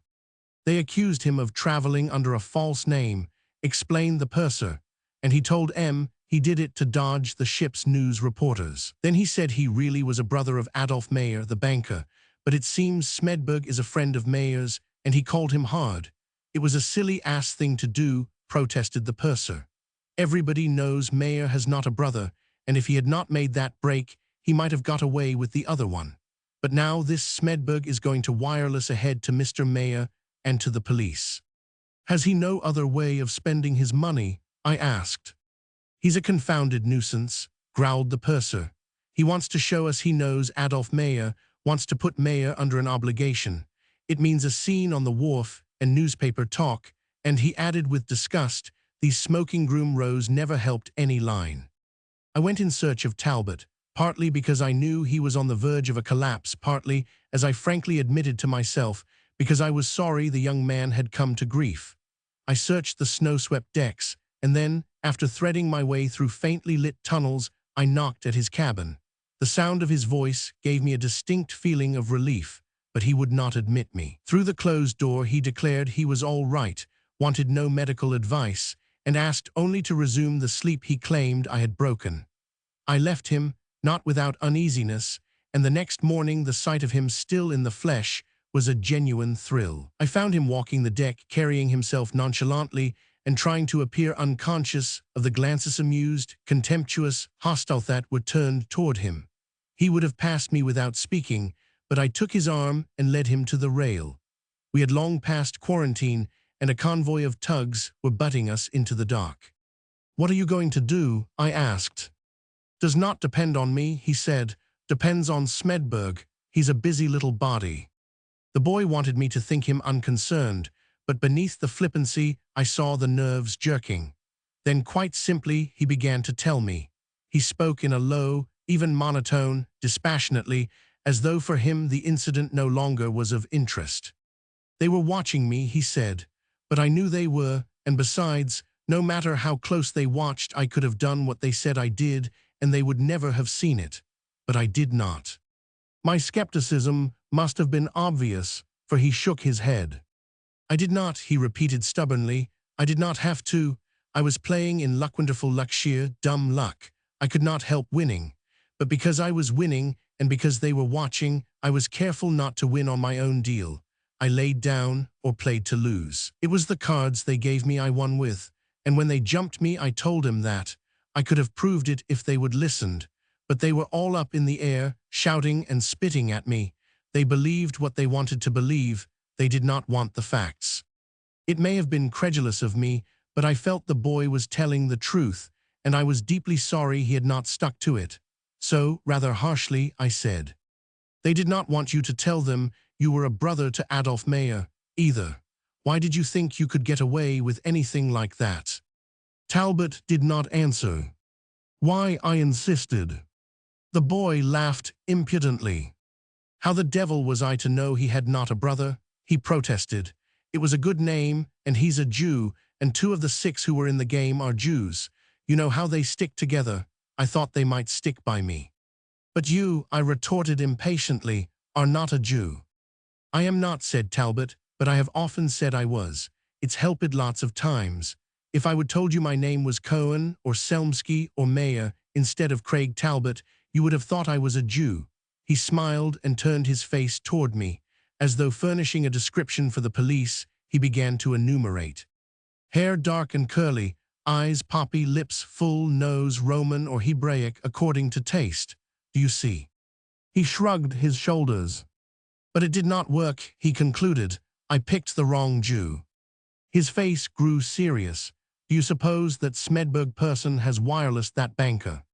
I told him I was afraid he had already sent the message. "And what will Mayer do?" he asked. "Will he drop it or make a fuss? What sort is he?" Briefly, I described Adolf Meyer. I explained him as the richest Hebrew in New York, given to charity, to philanthropy, to the betterment of his own race. "Then maybe," cried Talbot hopefully, "he will not make a row, and my family will not hear of it." He drew a quick breath of relief. As though a burden had been lifted, his shoulders straightened.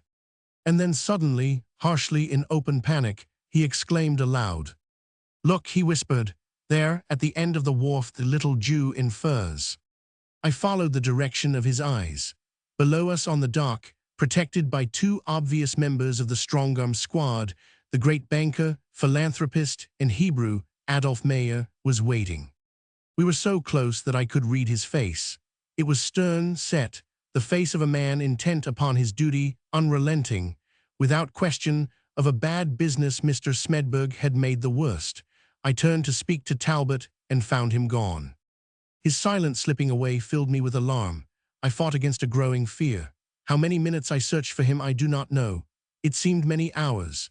His cabin, where first I sought him, was empty and dismantled, and by that I was reminded that if for any desperate purpose Talbot was seeking to conceal himself, there now were hundreds of other empty, dismantled cabins in which he might hide. To my inquiries no one gave heed. In the confusion of departure, no one had observed him. No one was in a humor to seek him out. The passengers were pressing to the gangway, the stewards concerned only in counting their tips. From deck to deck, down lane after lane of the great floating village, I raced blindly, peering into half-open doors, pushing through groups of men, pursuing someone in the distance who appeared to be the man I sought, only to find he was unknown to me. When I returned to the gangway, the last of the passengers was leaving it. I was about to follow to seek for Talbot in the customs shed when a white-faced steward touched my sleeve. Before he spoke, his look told me why I was wanted. "The ship's surgeon, sir," he stammered, "asks you please to hurry to the sick bay. A passenger has shot himself." On the bed, propped up by pillows, young Talbot, with glazed, shocked eyes, stared at me. His shirt had been cut away, his chest lay bare. Against his left shoulder, the doctor pressed a tiny sponge which quickly darkened. I must have exclaimed aloud, for the doctor turned his eyes. "It was he sent for you," he said, "but he does not need you. Fortunately, he's a damned bad shot." The boy's eyes opened wearily. Before we could prevent it, he spoke. "I was so tired," he whispered, always moving me on. "I was so tired." Behind me came heavy footsteps, and though with my arm I tried to bar them out, the two detectives pushed into the doorway. They shoved me to one side, and through the passage made for him came the Jew in the sable coat, Mr. Adolf Mayer. For an instant, the little great man stood with wide, owl-like eyes, staring at the face on the pillow. Then he sank softly to his knees. In both his hands he caught the hand of the card-sharp. "Heinz," he begged, "do not you know me? It is your brother Adolf, your little brother Adolf. Billy and the big stick." Had the Wilmot electric light people remained content only to make light, had they not, as a byproduct, attempted to make money, they need not have left Haiti. When they flooded with radiance the unpaved streets of Port-au-Prince, no one, except the police, who complained that the lights kept them awake, made objection. But when for this illumination the Wilmot Company demanded payment, every one up to President Hamilcar Pausevane was surprised and grieved. So grieved was President Ham, as he was lovingly designated, that he withdrew the Wilmot concession, surrounded the powerhouse with his barefooted army, and in a proclamation announced that for the future the furnishing of electric light would be a monopoly of the government. In Haiti, as soon as it begins to make money, any industry, native or foreign, becomes a monopoly of the government. The thing works automatically. It is what in Haiti is understood as haute finance.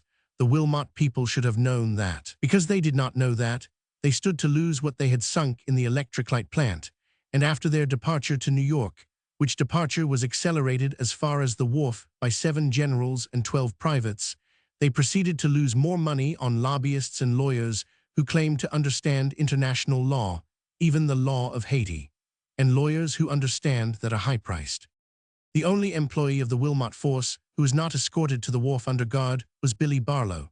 He escaped the honor because he was superintendent of the powerhouse, and President Ham believed that without him the lightning would not strike. Accordingly, by an executive order, Billy became an employee of the government.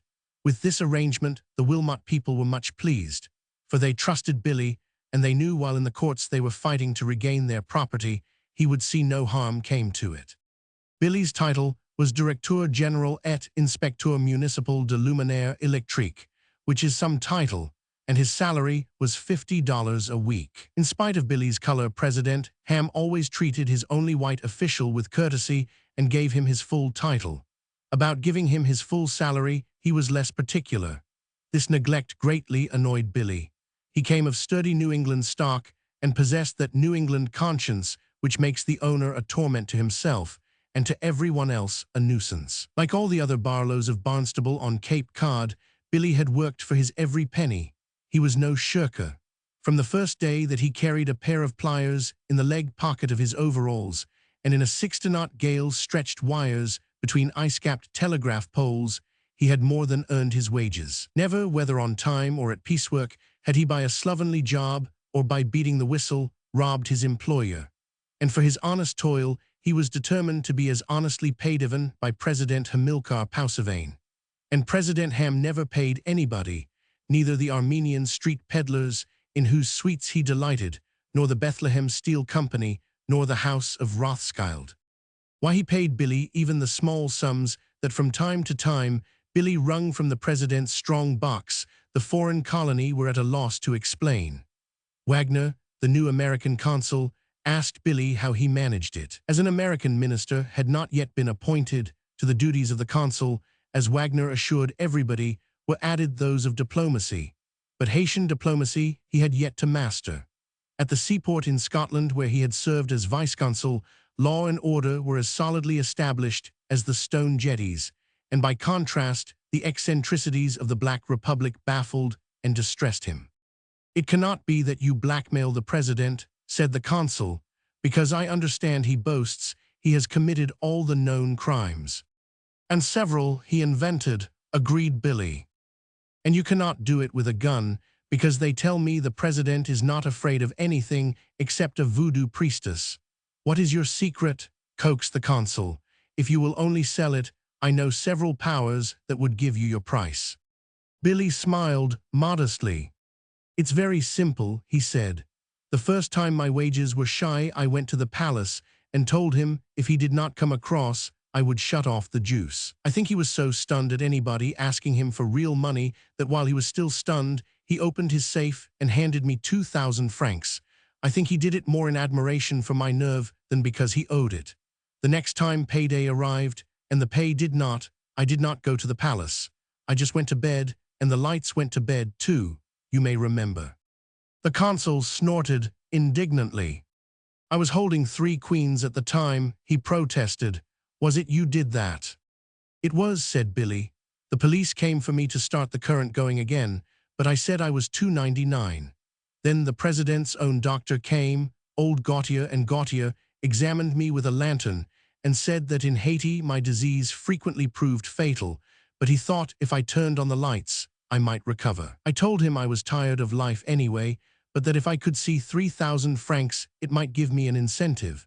He reported back to the president, and the 3,000 francs arrived almost instantly, and a chicken broth from Ham's own chef, with His Excellency's best wishes for the recovery of the invalid. My recovery was instantaneous, and I switched on the lights. I had just moved into the Widow Ducrot's hotel that week, and her daughter Claire would not let me eat the broth. I thought it was because, as she's a dandy cook herself, she was professionally jealous. She put the broth on the top shelf of the pantry and wrote on a piece of paper, "Gare." But the next morning, a perfectly good cat, who apparently could not read, was lying beside it dead. The consul frowned reprovingly. "You should not make such reckless charges," he protested. "I would call it only a coincidence." "You can call it what you please," said Billy, "but it will not bring the cat back. Anyway, the next time I went to the palace to collect, the president was ready for me. He said he would been taking out information, and he found if I shut off the lights again, he could hire another man in the States to turn them on. I told him he would been deceived. I told him the Wilmot electric lights were produced by a secret process, and that only a trained Wilmot man could work them. And I pointed out to him if he dismissed me, it was not likely the Wilmot people would loan him another expert, not while they were fighting him through the courts and the State Department. That impressed the old man, so I issued my ultimatum. I said if he must have electric lights, he must have me too. Whether he liked it or not, mine was a life job." "What did he say to that?" gasped the new consul. "Said it was not a life job, because he was going to have me shot at sunset." "Then you said?" "I said if he did that there would not be any electric lights, and you would bring a warship and shoot Haiti off the map." The new consul was most indignant. "You had no right to say that," he protested. "You did very 99. My instructions are to avoid all serious complications." "That was what I was trying to avoid," said Billy. "Do not you call being shot at sunset a serious complication, or would that be just a coincidence too? You are a Hellofa consul." Since his talk with the representative of his country, 4 months had passed, and Billy still held his job. But each month, the number of francs he was able to wrest from President Hamilcar dwindled, and were won only after verbal conflicts that each month increased in violence. To the foreign colony, it became evident that, in the side of President Ham, Billy was a thorn, sharp, irritating, virulent, and that at any moment Ham might pluck that thorn and Billy would leave Haiti in haste, and probably in handcuffs. This was evident to Billy also, and the prospect was most disquieting. Not because he loved Haiti, but because since he went to lodge at the café of the Widow Ducrot, he had learned to love her daughter Claire, and Claire loved him. On the $2,000 due him from Ham, they plotted to marry. This was not as great an adventure as it might appear. Billy knew that from the Wilmot people he always was sure of a salary, and one which, with such an excellent housekeeper as was Claire, would support them both. But with his $2,000 as capital, they could afford to plunge. They could go upon a honeymoon. They need not dread a rainy day, and, what was of greatest importance, they need not delay. There was good reason against delay, for the hand of the beautiful Claire was already promised. The widow Ducrot had promised it to Paillard, he of the prosperous commission business, the prominent embonpoint, and 4 children. Monsieur Paillard possessed an establishment of his own, but it was a villa in the suburbs, and so, each day at noon, for his déjeuner, he left his office and crossed the street to the Café Ducrot. For 5 years, this had been his habit. At first it was the widow's cooking that attracted him, then for a time the widow herself. But when from the convent, Claire came to assist her mother in the café, and when from a lanky, big-eyed, long-legged child, she grew into a slim, joyous, and charming young woman, she alone was the attraction, and the widower Paillard decided to make her his wife. Other men had made the same decision, and when it was announced that between Claire and the widower a marriage had been arranged, the clerks in the foreign commission houses and the agents of the steamship lines drowned their sorrow in rum and ran the house flags to half-staff. Paillard himself took the proposed alliance calmly. He was not an impetuous suitor. With widow Ducrot, he agreed that Claire was still too young to marry, and to himself kept the fact that to remarry he was in no haste. In his mind, doubts still lingered. With a wife young enough to be one of his children, disorganizing the routine of his villa, would it be any more comfortable than he now found it? Would his eldest daughter and her stepmother dwell together in harmony? The eldest daughter had assured him that so far as she was concerned they would not. And after all, in marrying a girl, no matter how charming, without a dot, and the daughter of a boarding-house keeper, no matter how respectable, was he not disposing of himself too cheaply? These doubts assailed Papa Paillard. These speculations were in his mind. And while he speculated, Billy acted. I know that in France, Billy assured Claire, marriages are arranged by the parents, but in my country they are arranged in heaven. And who are we to disregard the edicts of heaven? Ages and ages ago, before the flood, before Napoleon, even before old Paillard with his 4 children, it was arranged in heaven that you were to marry me. So what little plans your good mother may make do not cut enough ice to cool a green mint. Now we cannot try to get married here, continued Billy, without your mother and Paillard knowing it. In this town, as many people have to sign the marriage contract as signed our Declaration of Independence, all the civil authorities, all the clergy, all the relatives. If every man in the telephone book is not a witness, the marriage does not take, so we must elope. Having been brought up in a convent, where she was taught to obey her mother and forbidden to think of marriage, Claire was naturally delighted with the idea of an elopement. To where will we elope to? She demanded. Her English, as she learned it from Billy, was sometimes confusing. To New York, said Billy. On the voyage there I will put you in charge of the stewardess and the captain, and there is not a captain on the Royal Dutch or the Atlas that has not known you since you were a baby. And as soon as we dock, we will drive straight to the city hall for a license, and the mayor himself will marry us. Then I will get back my old job from the Wilmot folks, and we will live happy ever after. In New York, also, asked Claire proudly, are you directeur of the electric lights? On Broadway alone, Billy explained reprovingly, there is one sign that uses more bulbs than there are in the whole of Haiti. New York is a large town, exclaimed Claire. It's a large sign, corrected Billy, but he pointed out, with no money we will never see it. So tomorrow I am going to make a social call on Grandpa Ham and demand my 10,000 francs. Claire grasped his arm. Be careful, she pleaded. Remember the chicken soup. If he offers you the champagne, refuse it. He will not offer me the champagne, Billy assured her. It will not be that kind of a call. Billy left the Café Ducrot and made his way to the waterfront. He was expecting some electrical supplies by the Prince der Nederlanden, and she had already come to anchor. He was late, and save for a group of his countrymen, who with the customs officials were having troubles of their own, the customs shed was all but deserted.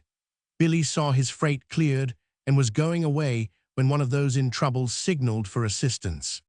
He was a good-looking young man in a Panama hat, and his manner seemed to take it for granted that Billy knew who he was. "They want us to pay duty on our trunks," he explained, "and we want to leave them in bond. We will be here only until tonight, when we are going on down the coast to Santo Domingo. But we do not speak French, and we cannot make them understand that." "You do not need to speak any language to give a man $10, said Billy. "Oh," exclaimed the man in the Panama, "I was afraid if I tried that they might arrest us." "They may arrest you if you do not," said Billy. Acting both as interpreter and dispersing agent, Billy satisfied the demands of his fellow employees of the government, and his fellow countrymen he directed to the Hotel Ducrot. As someone was sure to take their money, he thought it might as well go to his mother-in-law-elect. The young man in the Panama expressed the deepest gratitude, and Billy, assuring him he would see him later, continued to the powerhouse, still wondering where he had seen him before. At the powerhouse he found, seated at his desk, a large, bearded stranger whose derby hat and rhetoric clothes showed that he also had but just arrived on the Prince der Nederlanden. "You William Barlow?" demanded the stranger. "I understand you've been threatening, unless you get your pay raised, to commit sabotage on these works." "Who the devil are you?" inquired Billy. The stranger produced an impressive-looking document covered with seals. "Contract with the president," he said. "I have taken over your job. You better get out quiet," he advised, "as they have given me a squad of nigger policemen to see that you do." "Are you aware that these works are the property of the Wilmot Company?" asked Billy, "and that if anything went wrong here, they would hold you responsible?" The stranger smiled complacently. "I have run plants," he said, "that make these lights look like a stable lantern on a foggy night." "In that case," assented Billy, "should anything happen, you will know exactly what to do, and I can leave you in charge without feeling the least anxiety." "That's just what you can do," the stranger agreed heartily, "and you cannot do it too quick." From the desk, he took Billy's favorite pipe and loaded it from Billy's tobacco jar. But when Billy had reached the door, he called to him. "Before you go, son," he said, "you might give me a tip about this climate. I never been in the tropics. It's kind of unhealthy, ain't it?" His expression was one of concern. "If you hope to keep alive," began Billy, "there are two things to avoid."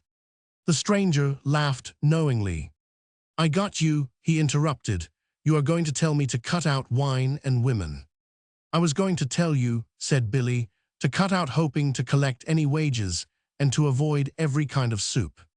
From the powerhouse, Billy went direct to the palace. His anxiety was great. Now that Claire had consented to leave Haiti, the loss of his position did not distress him. But the possible loss of his back pay would be a catastrophe. He had hardly enough money to take them both to New York, and after they arrived, none with which to keep them alive. Before the Wilmot Company could find a place for him, a month might pass, and during that month they might starve. If he went alone and arranged for Claire to follow, he might lose her. Her mother might marry her to Paylard. Claire might fall ill. Without him at her elbow to keep her to their purpose, the voyage to an unknown land might require more courage than she possessed. Billy saw it was imperative they should depart together, and to that end he must have his $2,000. The money was justly his. For it he had sweated and slaved, had given his best effort. And so, when he faced the president, he was in no conciliatory mood. Neither was the president. By what right, he demanded, did this foreigner affront his ears with demands for money? How dared he force his way into his presence and to his face babble of back pay? It was insolent, incredible. With indignation, the president set forth the position of the government. Billy had been discharged, and with the appointment of his successor, the stranger in the derby hat had ceased to exist. The government could not pay money to someone who did not exist. All indebtedness to Billy also had ceased to exist. The account had been wiped out. Billy had been wiped out. The big Negro, with the chest and head of a gorilla, tossed his kinky white curls so violently that the ringlets danced. Billy, he declared, had been a pest, a fly that buzzed and disturbed his slumbers. And now when the fly thought he slept, he had caught and crushed it so. President Ham clenched his great fist convulsively, and with delight in his pantomime, opened his fingers one by one, and held out his pink palm wrinkled and crossed like the hand of a washerwoman, as though to show Billy that in it lay the fly, dead. "Say Yun chose Juji," thundered the president. He reached for his quill pen. But Billy, with Claire in his heart, with the injustice of it rankling in his mind, did not agree. "It is not an affair closed," shouted Billy in his best French. "It is an affair international, diplomatic, a cause for war." Believing he had gone mad, President Ham gazed at him speechless. "From here I go to the cable office," shouted Billy. "I cable for a warship. If by tonight I am not paid my money, Marines will surround our powerhouse, and the Wilmot people will back me up, and my government will back me up." It was, so Billy thought, even as he launched it, a tirade satisfying and magnificent. But in his turn, the president did not agree. He rose. He was a large man. Billy wondered he had not previously noticed how very large he was. "Tonight at 9 o'clock, he said, "the German boat departs for New York." As though aiming a pistol, he raised his arm and at Billy pointed a finger. "If after she departs, you are found in Port-au-Prince, you will be shot." The audience chamber was hung with great mirrors in frames of tarnished gilt. In these Billy saw himself reproduced in a wavering line of Billies that, like the ghost of Banquo, stretched to the disappearing point. Of such images there was an army, but of the real Billy, as he was acutely conscious, there was but one. Among the black faces scowling from the doorways, he felt the odds were against him. Without making a reply, he passed out between the racks of rusty muskets in the anteroom, between the 2 Gatling guns guarding the entrance, and on the palace steps, in indecision, halted. As Billy hesitated, an officer followed him from the palace and beckoned to the guard that sat in the bare dust of the Champ de Mars playing cards for cartridges. 2 abandoned the game, and having received their orders, picked their muskets from the dust and stood looking expectantly at Billy. They were his escort, and it was evident that until 9 o'clock, when he sailed, his movements would be spied upon, his acts reported to the president. Such being the situation, Billy determined that his first act to be reported should be of a nature to cause the president active mental anguish.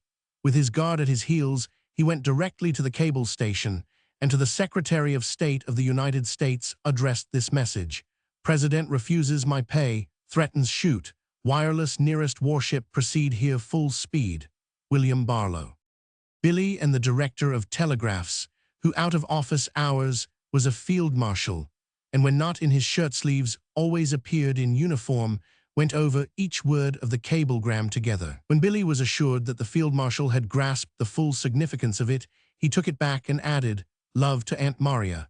The extra words cost $4.80 gold, but as they suggested ties of blood between himself and the Secretary of State, they seemed advisable. In the account book in which he recorded his daily expenditures, Billy credited the item to life insurance. The revised cablegram caused the field marshal deep concern. He frowned at Billy ferociously. "I will forward this at once," he promised. "But I warn you," he added, "I deliver also a copy to my president." Billy sighed hopefully. "You might deliver the copy first," he suggested. From the cable station, Billy, still accompanied by his faithful retainers, returned to the powerhouse. There he bade farewell to the black brothers who had been his assistants, and upon one of them pressed a sum of money. As they parted, this one, as though giving the password of a secret society, chanted solemnly, "A Hewitt Heroes just." And Billy clasped his hand and nodded. At the office of the Royal Dutch West India Line, Billy purchased a ticket to New York and inquired, were there many passengers? "The ship is empty," said the agent. "I am glad," said Billy, "for one of my assistants may come with me. He also is being deported." "You can have as many cabins as you want," said the agent. "We are so sorry to see you go that we will try to make you feel you leave us on your private yacht." The next 2 hours Billy spent in seeking out those acquaintances from whom he could borrow money. He found that by asking for it in homeopathic doses, he was able to shame the foreign colony into loaning him all of $100. This, with what he had in hand, would take Claire and himself to New York, and for a week keep them alive. After that, he must find work or they must starve. In the garden of the Café Ducrot, Billy placed his guard at a table with bottles of beer between them, and at an adjoining table, with Claire, plotted the elopement for that night. The garden was in the rear of the hotel, and a door in the lower wall opened into the Rue Cambon that led directly to the waterfront. Billy proposed that at 8 o'clock, Claire should be waiting in the Rue Cambon outside this door. They would then make their way to one of the less frequented wharfs, where Claire would arrange to have a rowboat in readiness, and in it they would take refuge on the steamer. An hour later, before the flight of Claire could be discovered, they would have started on their voyage to the mainland. "I warn you," said Billy, "that after we reach New York I have only enough to keep us for a week. It will be a brief honeymoon. After that we will probably starve. I am not telling you this to discourage you," he explained, only trying to be honest. "I would rather starve with you in New York," said Claire, "than die here without you." At these words Billy desired greatly to kiss Claire, but the guards were scowling at him. It was not until Claire had gone to her room to pack her bag and the chance to kiss her had passed that Billy recognized that the scowls were intended to convey the fact that the beer bottles were empty. He remedied this and remained alone at his table considering the outlook. The horizon was indeed gloomy, and the only light upon it, the loyalty and love of the girl, only added to his bitterness. Above all things he desired to make her content, to protect her from disquiet, to convince her that in the sacrifice she was making, she also was plotting her own happiness. Had he been able to collect his 10,000 francs, his world would have danced in sunshine. As it was, the heavens were gray, and for the future the skies promised only rainy days. In these depressing reflections, Billy was interrupted by the approach of the young man in the Panama hat. Billy would have avoided him, but the young man and his two friends would not be denied. For the service Billy had rendered them, they wished to express their gratitude. It found expression in the form of Planter's punch. As they consumed this, Billy explained to the strangers why the customs men had detained them. "You told them you were leaving tonight for Santo Domingo," said Billy, "but they knew that was impossible, for there is no steamer down the coast for 2 weeks. The one, whose features seemed familiar, replied. "Still, we are leaving tonight," he said, "not on a steamer, but on a warship." "A warship," cried Billy, his heart beat at high speed. Then he exclaimed, "You are a naval officer." The young man shook his head, and, as though challenging Billy to make another guess, smiled. Then Billy complied eagerly, "You are a diplomat. Are you our new minister?" One of the other young men exclaimed reproachfully. "You know him perfectly well," he protested. "You have seen his picture thousands of times." With awe and pride, he placed his hand on Billy's arm, and with the other pointed at the one in the Panama hat. "It's Harry St. Clair," he announced. "Harry St. Clair, the king of the movies." "The king of the movies," repeated Billy. His disappointment was so keen as to be embarrassing. "Oh," he exclaimed, "I thought you then." He remembered his manners. "Glad to meet you," he said. "Seen you on the screen." Again his own troubles took precedence. "Did you say," he demanded, "one of our warships is coming here today?" "Coming to take me to Santo Domingo," explained Mr. St. Clair. He spoke airily, as though to him as a means of locomotion battleships were as trolley-cars. The Planter's punch, which was something he had never before encountered, encouraged the great young man to unbend. He explained further and fully, and Billy, his mind intent upon his own affair, pretended to listen. The United States government, Mr. St. Clair explained, was assisting him and the Apollo Film Company in producing the atrial film entitled The Man Behind the Gun. With it, the Navy Department plotted to advertise the Navy and encourage recruiting. In moving pictures, in the form of a story, with love interest, villain, comic relief, and thrills, it would show the life of American bluejackets afloat and ashore, at home and abroad. They would be seen at Yokohama playing baseball with Tokyo University, in the courtyard of the Vatican receiving the blessing of the Pope, at Waikiki riding the breakers on a scrubbing board, in the Philippines eating coconuts in the shade of the sheltering palm, and in Brooklyn in the Y1000, 100, a club, in the shadow of the New York skyscrapers, playing billiards and reading the sporting extras. As it would be illustrated on the film, the life of the man behind the gun was one of luxurious ease. In it, coal passing, standing watch in a blizzard, and washing down decks, cold and unsympathetic, held no part. But to prove that the life of Jack was not all play, he would be seen fighting for the flag.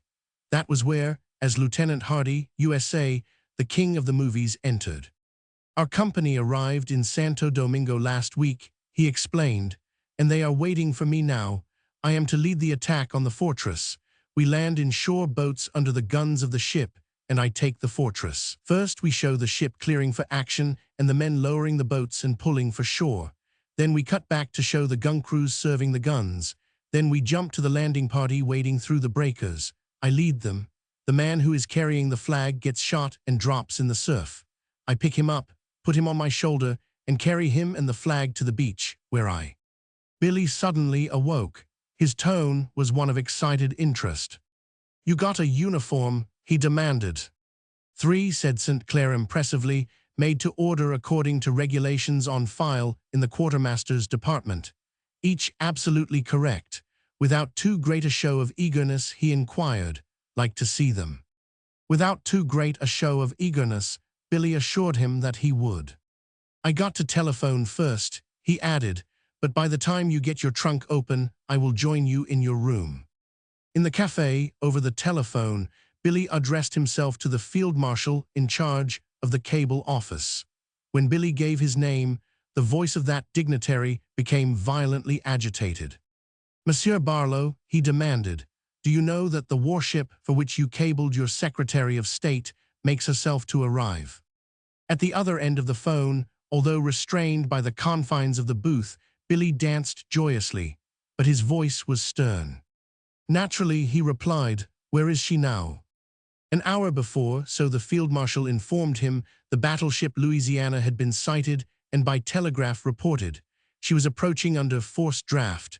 At any moment she might anchor in the outer harbor. Of this President Ham had been informed. He was grieved, indignant. He was also at a loss to understand. "It is very simple," explained Billy. "She probably was somewhere in the Windward Passage. When the secretary got my message, he cabled Guantanamo, and Guantanamo wirelessed the warship nearest Port-au-Prince. President Pausavain, warned the field marshal, is greatly disturbed." "Tell him not to worry," said Billy.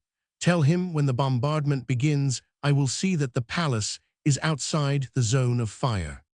As Billy entered the room of St. Clair, his eyes shone with a strange light. His manner, which toward a man of his repute St. Clair had considered a little too casual, was now enthusiastic, almost affectionate. "My dear St. Clair," cried Billy, "I have fixed it. But until I was sure, I did not want to raise your hopes." "Hopes of what?" demanded the actor.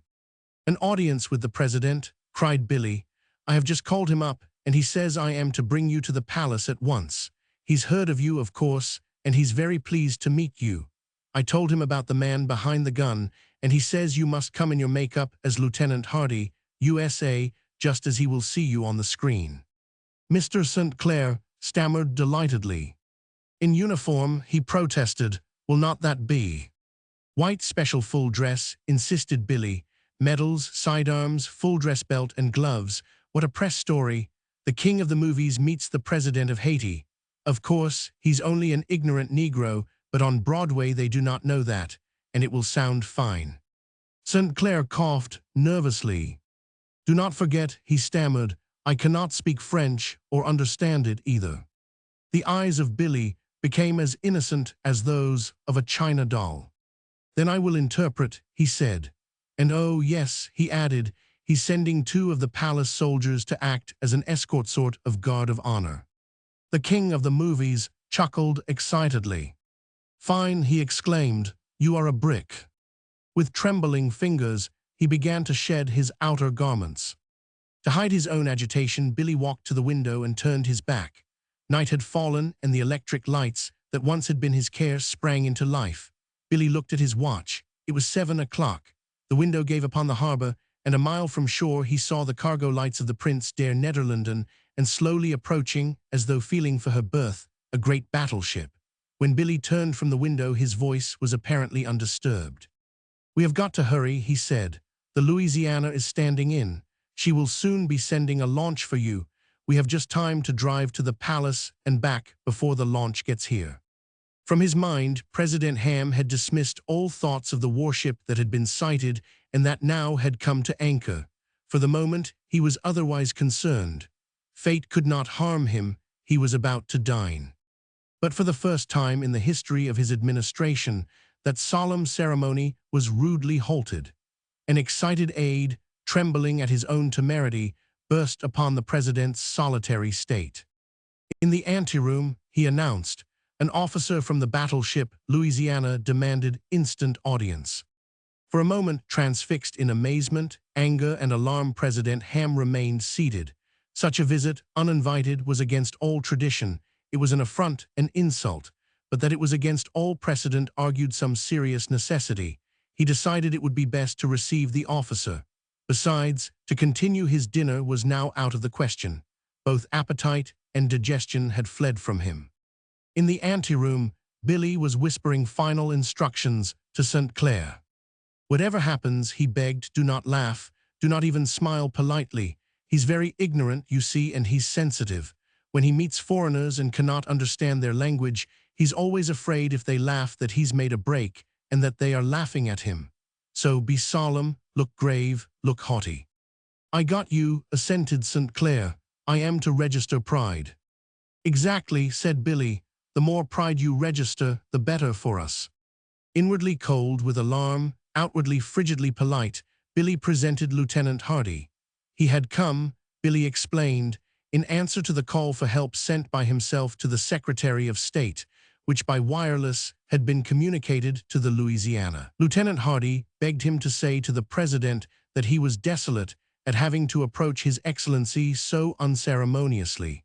But His Excellency, having threatened the life of an American citizen, the captain of the Louisiana was forced to act quickly. And this officer demanded President Ham, what does he want? He says, Billy translated to St. Clair, that he is very glad to meet you, and he wants to know how much you earn a week. The actor suppressed his surprise, and with pardonable pride, said that his salary was $600 a week, and royalties on each film.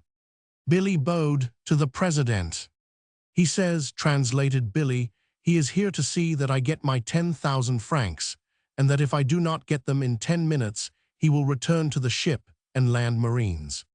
To St. Clair, it seemed as though the president received his statement as to the amount of his salary with a disapproval that was hardly flattering. With the heel of his giant fist, the president beat upon the table, his curls shook, his gorilla-like shoulders heaved. In an explanatory aside, Billy made this clear. He says he interpreted that you get more as an actor than he gets as president, and it makes him mad. I can see it does myself, whispered St. Clair, and I do not understand French either. President Ham was protesting violently. It was outrageous, he exclaimed. It was inconceivable that a great republic should shake the big stick over the head of a small republic, and for a contemptible 10,000 francs. I will not believe, he growled, that this officer has authority to threaten me. You have deceived him. If he knew the truth, he would apologize. Tell him, he roared suddenly, that I demand that he apologize. Billy felt like the man who, after jauntily forcing the fighting, unexpectedly gets a jolt on the chin that drops him to the canvas. While the referee might have counted 3, Billy remained upon the canvas. Then again he forced the fighting. Eagerly he turned to St. Clair. He says, he translated, you must recite something. St. Clair exclaimed incredulously. Recite, he gasped. Then his indignant protest, nothing could have been more appropriate. Wants to see you act out, insisted Billy. Go on, he begged, humor him, do what he wants or he will put us in jail. But what shall I? He wants the curse of Rome from Richelieu, explained Billy. He knows it in French, and he wants you to recite it in English. Do you know it? The actor smiled haughtily. I wrote it, he protested. Richelieu's my middle name. I have done it in stock. Then do it now, commanded Billy. Give it to him hot. I am Julie de Mortimer. He's the villain Barabbas. Begin where Barabbas hands you the cue. The country is the king. In embarrassment, St. Clair coughed tentatively. Whoever heard of Cardinal Richelieu? he protested in a Navy uniform. "Begin," begged Billy. "What will I do with my cap?" whispered St. Clair. In an ecstasy of alarm, Billy danced from foot to foot. "I will hold your cap," he cried. "Go on." St. Clair gave his cap of gold braid to Billy and shifted his full-dress sword belt. Not without concern did President Ham observe these preparations. For the fraction of a second, in alarm, his eyes glanced to the exits. He found that the officers of his staff completely filled them. Their presence gave him confidence, and his eyes returned to Lieutenant Hardy. That gentleman heaved a deep sigh. Dejectedly, his head fell forward until his chin rested upon his chest. Much to the relief of the President, it appeared evident that Lieutenant Hardy was about to accede to his command and apologize. St. Clair groaned heavily. Is it so?" he muttered. His voice was deep, resonant, vibrating like a bell. His eyes no longer suggested apology. They were strange, flashing, the eyes of a religious fanatic, and balefully they were fixed upon President Ham. "Then wakes the power," the deep voice rumbled, "that in the age of iron burst forth to curb the great and raise the low." He flung out his left arm and pointed it at Billy. "Mark where she stands," he commanded. With a sweeping, protecting gesture, he drew around Billy an imaginary circle. The pantomime was only too clear. To the aged Negro, who feared neither God nor man, but only voodoo, there was in the voice and gesture that which caused his blood to chill. "Around her form," shrieked St. Clair, "I draw the awful circle of our solemn church. Set but one foot within that holy ground, and on thy head, like a semaphore, the left arm dropped, and the right arm, with the forefinger pointed, shot out at President Ham. Yea, though it wore a crown, I launched the curse of Rome." No one moved, no one spoke. What terrible threat had hit him President Ham could not guess. He did not ask. Stiffly, like a man in a trance, he turned to the rusty iron safe behind his chair and spun the handle. When again he faced them, he held a long envelope which he presented to Hilly. "There are the 10,000 francs, he said. "Ask him if he is satisfied and demand that he go at once." Billy turned to St. Clair. "He says," translated Billy, "he's very much obliged and hopes we will come again." "Now," commanded Billy, "bow low and go out facing him. We do not want him to shoot us in the back." Bowing to the President, the actor threw at Billy a glance full of indignation. "Was I as bad as that?" he demanded. On schedule time, Billy drove up to the Hotel Ducrot and relinquished St. Clair to the ensign in charge of the launch from the Louisiana. At sight of St. Clair, in the regalia of a superior officer, that young gentleman showed his surprise. "I have been giving a command performance for the President," explained the actor modestly. "I recited for him, and though I spoke in English, I think I made quite a hit." "You certainly," Billy assured him gratefully, "made a terrible hit with me." As the moving picture actors, escorted by the ensign, followed their trunks to the launch, Billy looked after them with a feeling of great loneliness. He was aware that from the palace his carriage had been followed, that drawn in a cordon around the hotel Negro policemen covertly observed him. That President Ham still hoped to recover his lost prestige, and his lost money was only too evident. It was just 5 minutes to 8. Billy ran to his room, and with his suitcase in his hand, slipped down the back stairs and into the garden. Cautiously he made his way to the gate in the wall, and in the street outside found Claire awaiting him. With a cry of relief, she clasped his arm. "You are safe," she cried. "I was so frightened for you.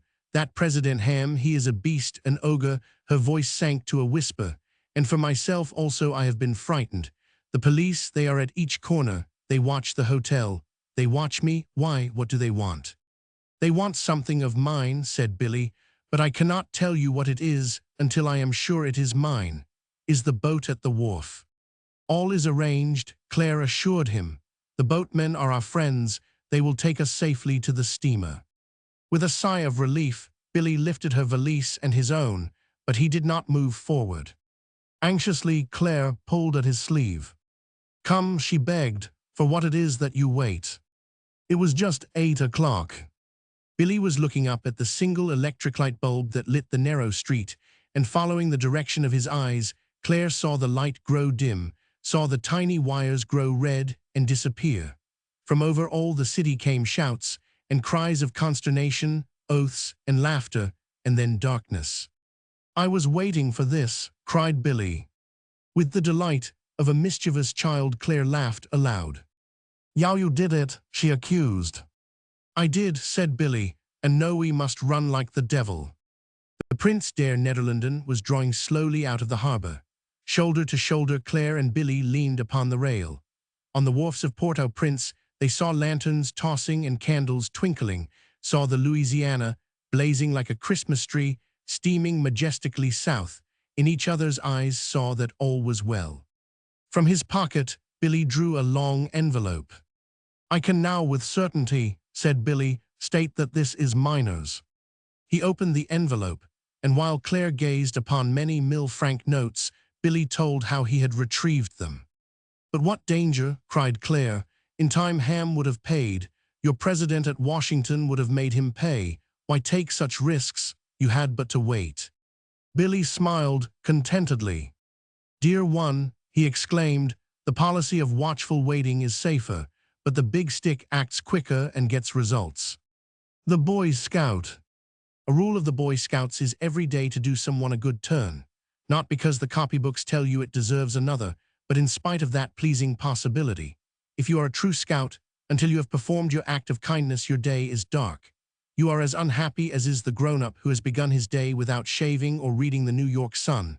But as soon as you have proved yourself, you may, with a dear conscience, look the world in the face and untie the knot in your kerchief. Jimmy Reeder untied the accusing knot in his scarf at just 10 minutes past 8 on a hot August morning, after he had given 1 dime to his sister Sadie. With that, she could either witness the first-run films at the Palace, or by dividing her fortune patronize 2 of the nickel shows on Lenox Avenue. The choice Jimmy left to her. He was setting out for the annual encampment of the Boy Scouts at Hunter's Island, and in the excitement of that adventure, even the movies ceased to thrill. But Sadie also could be unselfish. With a heroism of a campfire maiden, she made a gesture which might have been interpreted to mean she was returning the money. "I cannot, Jimmy," she gasped. "I cannot take it off you. You saved it, and you ought to get the fun of it." "I have not saved it yet," said Jimmy. "I am going to cut it out of the railroad fare. I am going to get off at City Island instead of at Pelham Manor and walk the difference. That's 10 cents cheaper." Sadie exclaimed with admiration. "And you carryin' that heavy grip." "Oh, that's nothin'," said the man of the family. "Good be, mother. So long, Sadie." To ward off further expressions of gratitude, he hurriedly advised Sadie to take in the Curse of Cain rather than the Mohawk's Last Stand, and fled down the front steps. He wore his khaki uniform. On his shoulders was his knapsack, from his hands swung his suitcase, and between his heavy stockings and his shorts his kneecaps, unkissed by the sun, as yet unscathed by blackberry vines, showed as white and fragile as the wrists of a girl. As he moved toward the L station at the corner, Sadie and his mother waved to him. In the street, boys too small to be scouts hailed him enviously. Even the policeman glancing over the newspapers on the newsstand nodded approval. "You a scout, Jimmy?" he asked. "No," retorted Jimmy, for was not he also in uniform? "I am Santa Claus out filling Christmas stockings." The patrolman also possessed a ready wit. "Then get yourself a pair," he advised, "if a dog was to see your legs." Jimmy escaped the insult by fleeing up the steps of the elevated. An hour later, with his valise in one hand and staff in the other, he was tramping up the Boston Post Road and breathing heavily. The day was cruelly hot. Before his eyes, over an interminable stretch of asphalt, the heat waves danced and flickered. Already the knapsack on his shoulders pressed upon him like an old man of the sea. The linen in the valise had turned to pig iron. His pipestem legs were wobbling. His eyes smarted with salt sweat, and the fingers supporting the valise belonged to some other boy and were giving that boy much pain. But as the motorcars flashed past with raucous warnings, or that those who rode might better see the boy with bare knees, passed at half speed, Jimmy stiffened his shoulders and stepped jauntily forward. Even when the joyriders mocked with "Oh, you scout," he smiled at them. He was willing to admit to those who rode that the laugh was on the one who walked. and he regretted so bitterly having left the train. He was indignant that for his one good turn a day he had not selected one less strenuous that, for instance, he had not assisted a frightened old lady through the traffic.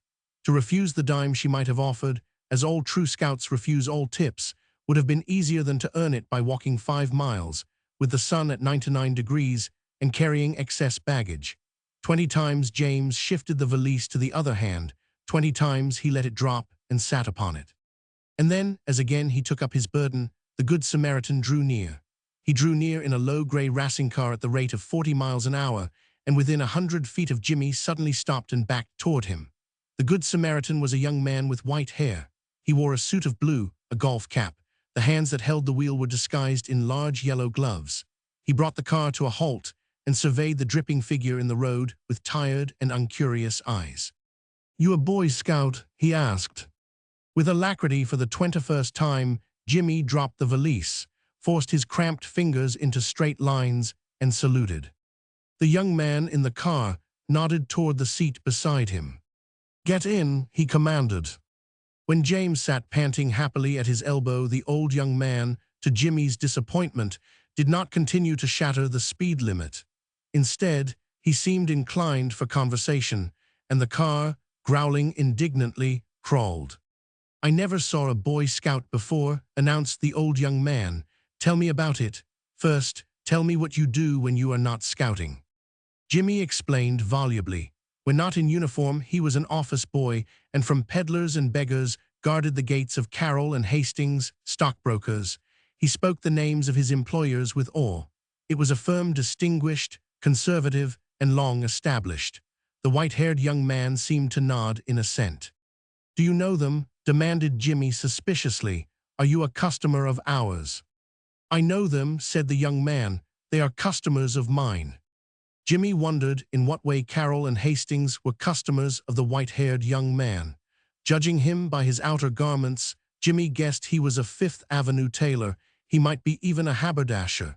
Jimmy continued. "He lived," he explained, "with his mother at 146th Street. Sadie, his sister, attended the public school. He helped support them both, and he now was about to enjoy a well-earned vacation camping out on Hunter's Island, where he would cook his own meals, and if the mosquitoes permitted, sleep in a tent." "And you like that?" demanded the young man. "You call that fun?" "Sure," protested Jimmy. "Do not you go camping out?" "I go camping out," said the Good Samaritan, "whenever I leave New York." Jimmy had not for 3 years lived in Wall Street, not to understand that the young man spoke in metaphor.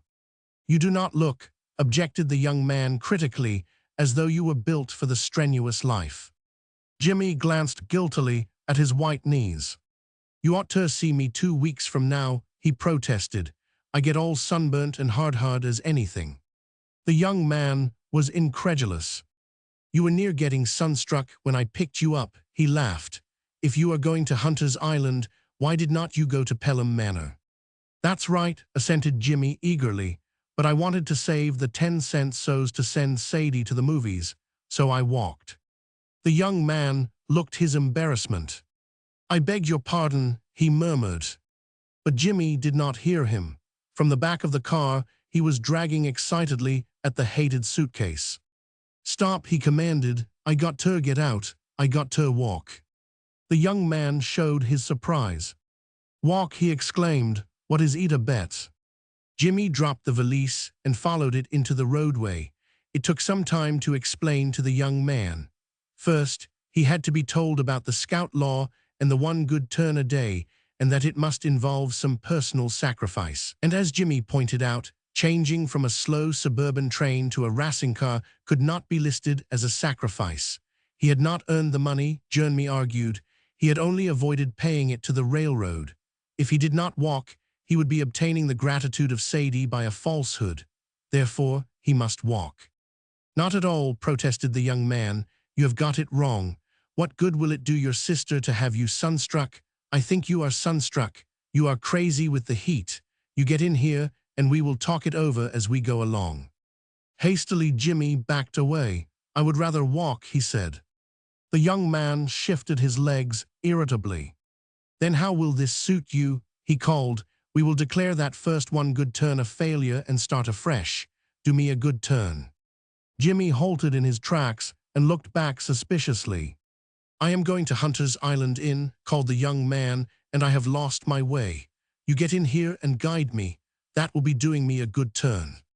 On either side of the road, blotting out the landscape, giant hands picked out in electric light bulbs pointed the way to Hunter's Island Inn. Jimmy grinned and nodded toward them. "Much obliged," he called. "I got ter walk." Turning his back upon temptation, he waddled forward into the flickering heat waves. The young man did not attempt to pursue. At the side of the road, under the shade of a giant elm, he had brought the car to a halt, and with his arms crossed upon the wheels sat motionless, following with frowning eyes the retreating figure of Jimmy. But the narrow-chested and knock-kneed boy staggering over the sun-baked asphalt no longer concerned him. It was not Jimmy, but the code preached by Jimmy, and not only preached, but before his eyes put into practice, that interested him. The young man with white hair had been running away from temptation. At 40 miles an hour he had been running away from the temptation to do a fellow mortal a good turn. That morning, to the appeal of a drowning Caesar to help me, Cassius, or I sink, he had answered, sink. That answer he had no wish to reconsider. That he might not reconsider, he had sought to escape. It was his experience that a 60-horsepower racing machine is a jealous mistress. For retrospective, sentimental, or philanthropic thoughts, she grants no leave of absence. But he had not escaped. Jimmy had halted him, tripped him by the heels, and set him again to thinking. Within the half-hour that followed, those who rolled past saw at the side of the road a car with her engine running, and leaning upon the wheel, as unconscious of his surroundings as though he sat at his own fireplace, a young man who frowned and stared at nothing. The half-hour passed, and the young man swung his car back toward the city. But at the first roadhouse that showed a blue and white telephone sign, he left it, and into the iron box at the end of the bar dropped a nickel. He wished to communicate with Mr. Carroll of Carroll and Hastings, and when he learned Mr. Carroll had just issued orders that he must not be disturbed, the young man gave his name. The effect upon the barkeeper was instantaneous. With the aggrieved air of one who feels he is the victim of a jest, he laughed scornfully. "What are you putting over?" he demanded. The young man smiled reassuringly. He had begun to speak, and though apparently engaged with the beer glass he was polishing, the barkeeper listened. Down in Wall Street, the senior member of Carroll and Hastings also listened. He was alone in the most private of all his private offices, and when interrupted had been engaged in what, of all undertakings, is the most momentous. On the desk before him lay letters to his lawyer, to the coroner, to his wife, and hidden by a mass of papers, but within reach of his hand, was an automatic pistol. The promise it offered of swift release had made the writing of the letters simple, had given him a feeling of complete detachment, had released him, at least in thought, from all responsibilities. And when at his elbow the telephone coughed discreetly, it was as though someone had called him from a world from which already he had made his exit. Mechanically, through mere habit, he lifted the receiver. The voice over the telephone came in brisk, staccato sentences. "That letter I sent this morning, forget it, tear it up. I have been thinking and I am going to take a chance. I have decided to back you boys, and I know you will make good. I am speaking from a roadhouse in the Bronx, going straight from here to the bank, so you can begin to draw against us within an hour. And hello, will 3 million see you through?" From Wall Street there came no answer, but from the hands of the barkeeper a glass crashed to the floor. The young man regarded the barkeeper with puzzled eyes. "He does not answer," he exclaimed. "He must have hung up." "He must have fainted," said the barkeeper. The white-haired one pushed a bill across the counter. "To pay for breakage," he said, and disappeared down Pelham Parkway. Throughout the day, with the bill for evidence pasted against the mirror, the barkeeper told and retold the wondrous tale. "He stood just where you are standing now," he related, "blowing in $1,000,000 bills like you would blow suds off a beer. If I would knowed it was him, I would have hit him once and hid him in the cellar for the reward. Who would I think he was? I thought he was a wiretapper working a con game." Mr. Carroll had not hung up, but when in the Bronx the beer glass crashed, in Wall Street the receiver had slipped from the hand of the man who held it, and the man himself had fallen forward. His desk hit him in the face and woke him to the wonderful fact that he still lived, that at 40 he had been born again, that before him stretched many more years in which, as the young man with the white hair had pointed out, he still could make good. The afternoon was far advanced when the staff of Carroll and Hastings were allowed to depart, and even late as was the hour, two of them were asked to remain. Into the most private of the private offices, Carroll invited Gaskell, the head clerk. In the main office, Hastings had asked young Thorne, the bond clerk, to be seated. Until the senior partner has finished, with Gaskell young Thorne must remain seated. Gaskell said, "Mr. Carroll, if we had listened to you, if we would run this place as it was when father was alive, this never would have happened. It has not happened, but we have had our lesson. And after this, we are going slow and going straight. And we do not need you to tell us how to do that. We want you to go away in a month's vacation. When I thought we were going under, I planned to send the children on a sea voyage with the governess so they would not see the newspapers. But now that I can look them in the eye again, I need them, I cannot let them go. So, if you would like to take your wife on an ocean trip to Nova Scotia and Quebec, here are the cabins I reserved for the kids. They call it the Royal Suduhatva, that is, and the trip lasts a month. The boat sails tomorrow morning. Do not sleep too late, or you may miss her." The head clerk was secreting the tickets in the inside pocket of his waistcoat. His fingers trembled, and when he laughed his voice trembled. "Miss the boat," the head clerk exclaimed. "If she gets away from Millie and me, she's got to start now. We will go on board tonight." A half-hour later, Millie was on her knees packing a trunk, and her husband was telephoning to the drugstore for a sponge bag and a cure for seasickness. Owing to the joy in her heart and to the fact that she was on her knees, Millie was alternately weeping into the trunk tray and offering up incoherent prayers of thanksgiving. Suddenly, she sank back upon the floor. "John," she cried, "does not it seem sinful to sail away in a royal suite and leave this beautiful flat empty?" Over the telephone, John was having trouble with the drug clerk.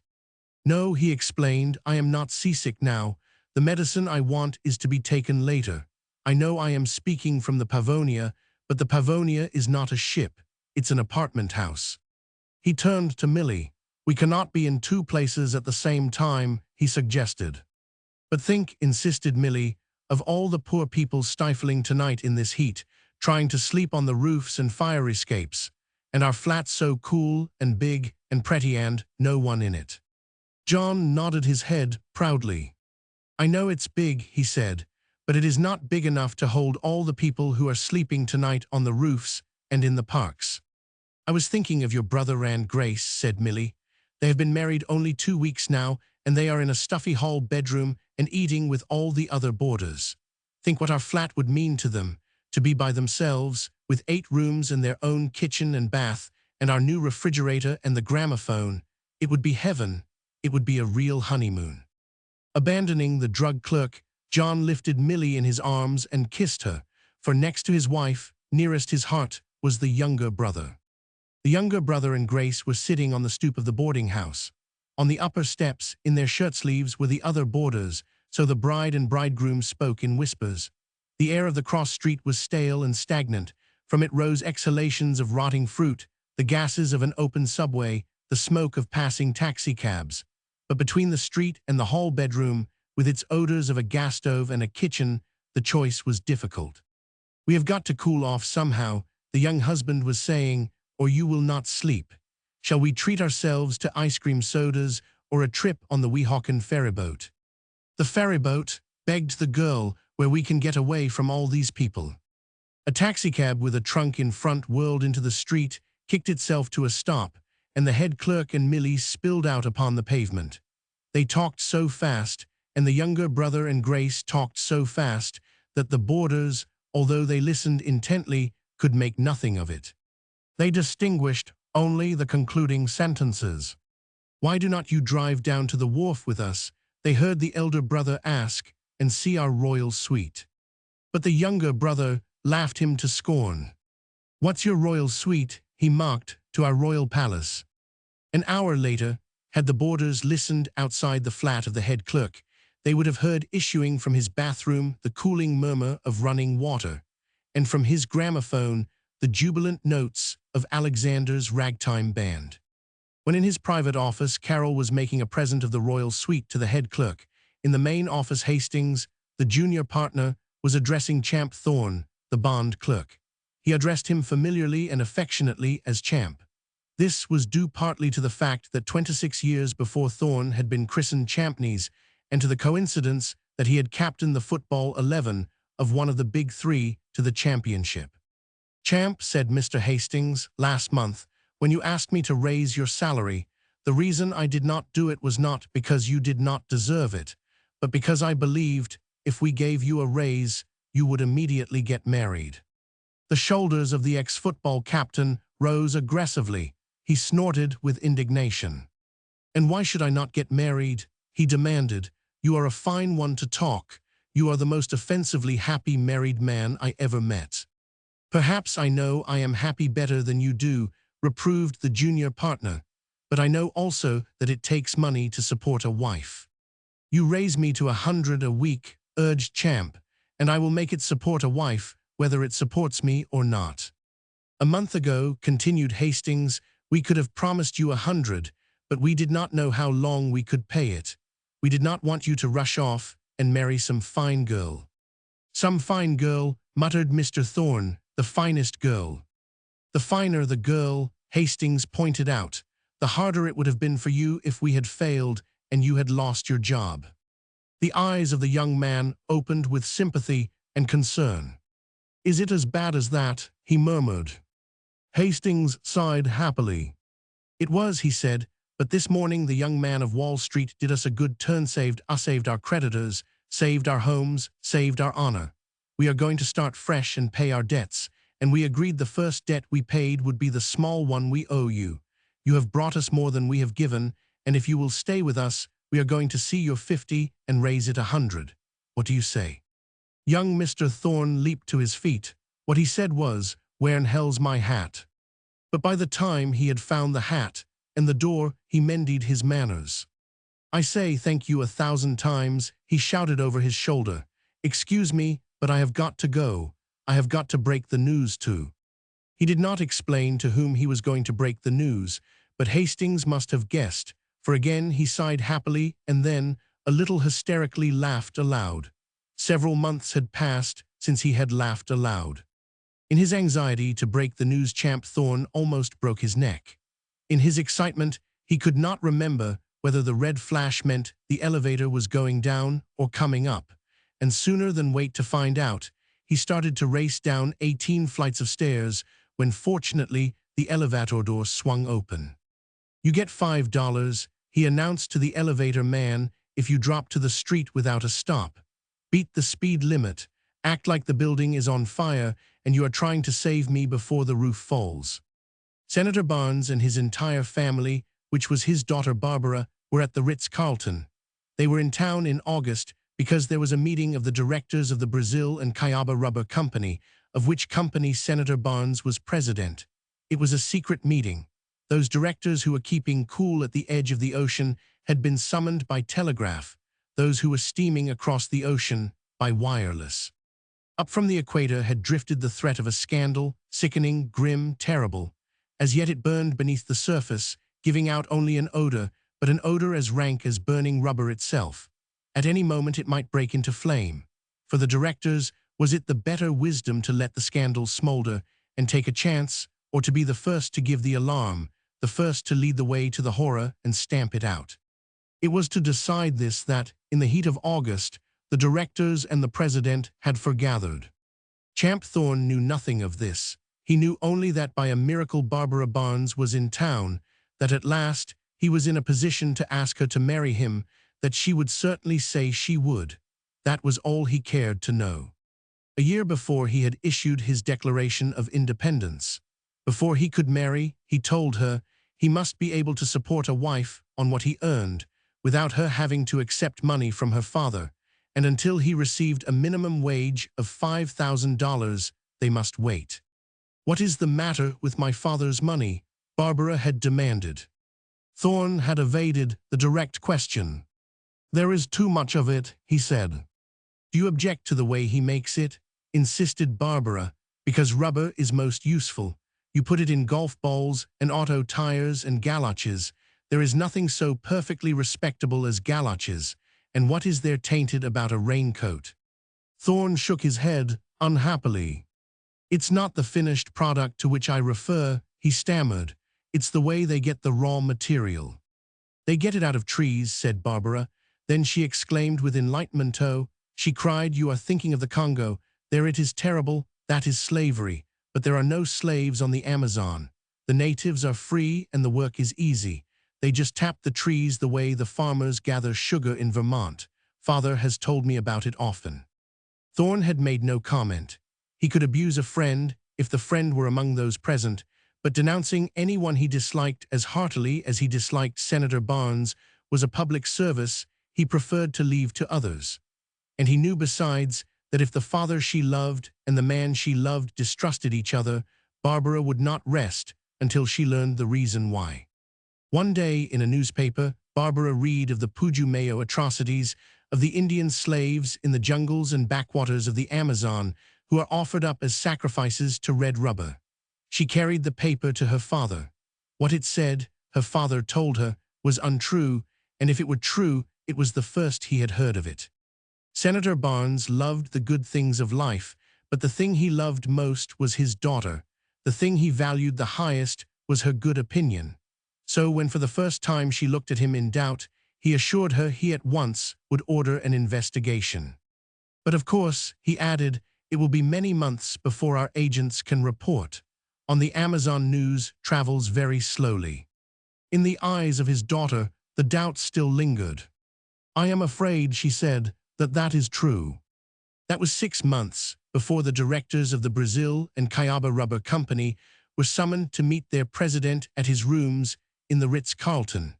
They were due to arrive in half an hour, and while Senator Barnes awaited their coming, Barbara came to him. In her eyes was a light that helped to tell the great news.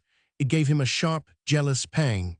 He wanted at once to play a part in her happiness, to make her grateful to him, not alone to this stranger who was taking her away. So fearful was he that she would shut him out of her life, that had she asked for half his kingdom, he would have parted with it. And besides giving my consent, said the Rubber King, for which no one seems to have asked, what can I give my little girl to make her remember her old father? Some diamonds to put on her head, or pearls to hang around her neck, or does she want a vacant lot on Fifth Avenue? The lovely hands of Barbara rested upon his shoulders. Her lovely face was raised to his. Her lovely eyes were appealing and a little frightened. What would one of those things cost? Asked Barbara. The question was eminently practical. It came within the scope of the senator's understanding. After all, he was not to be cast into outer darkness. His smile was complacent. He answered airily. Anything you like, he said. $1 million. The fingers closed upon his shoulders. The eyes, still frightened, still searched his in appeal. Then for my wedding present, said the girl, I want you to take that $1 million and send an expedition to the Amazon. And I will choose the men unafraid, men not afraid of fever or sudden death, not afraid to tell the truth even to you, and all the world will know. And they, I mean Yah, will set those people free. Senator Barnes received the directors with an embarrassment which he concealed under a manner of just indignation. My mind is made up, he told them. Existing conditions cannot continue, and to that end, at my own expense, I am sending an expedition across South America. It will investigate, punish, and establish reforms. I suggest, on account of this damned heat, we do now adjourn. That night over on Long Island, Carol told his wife all, or nearly all.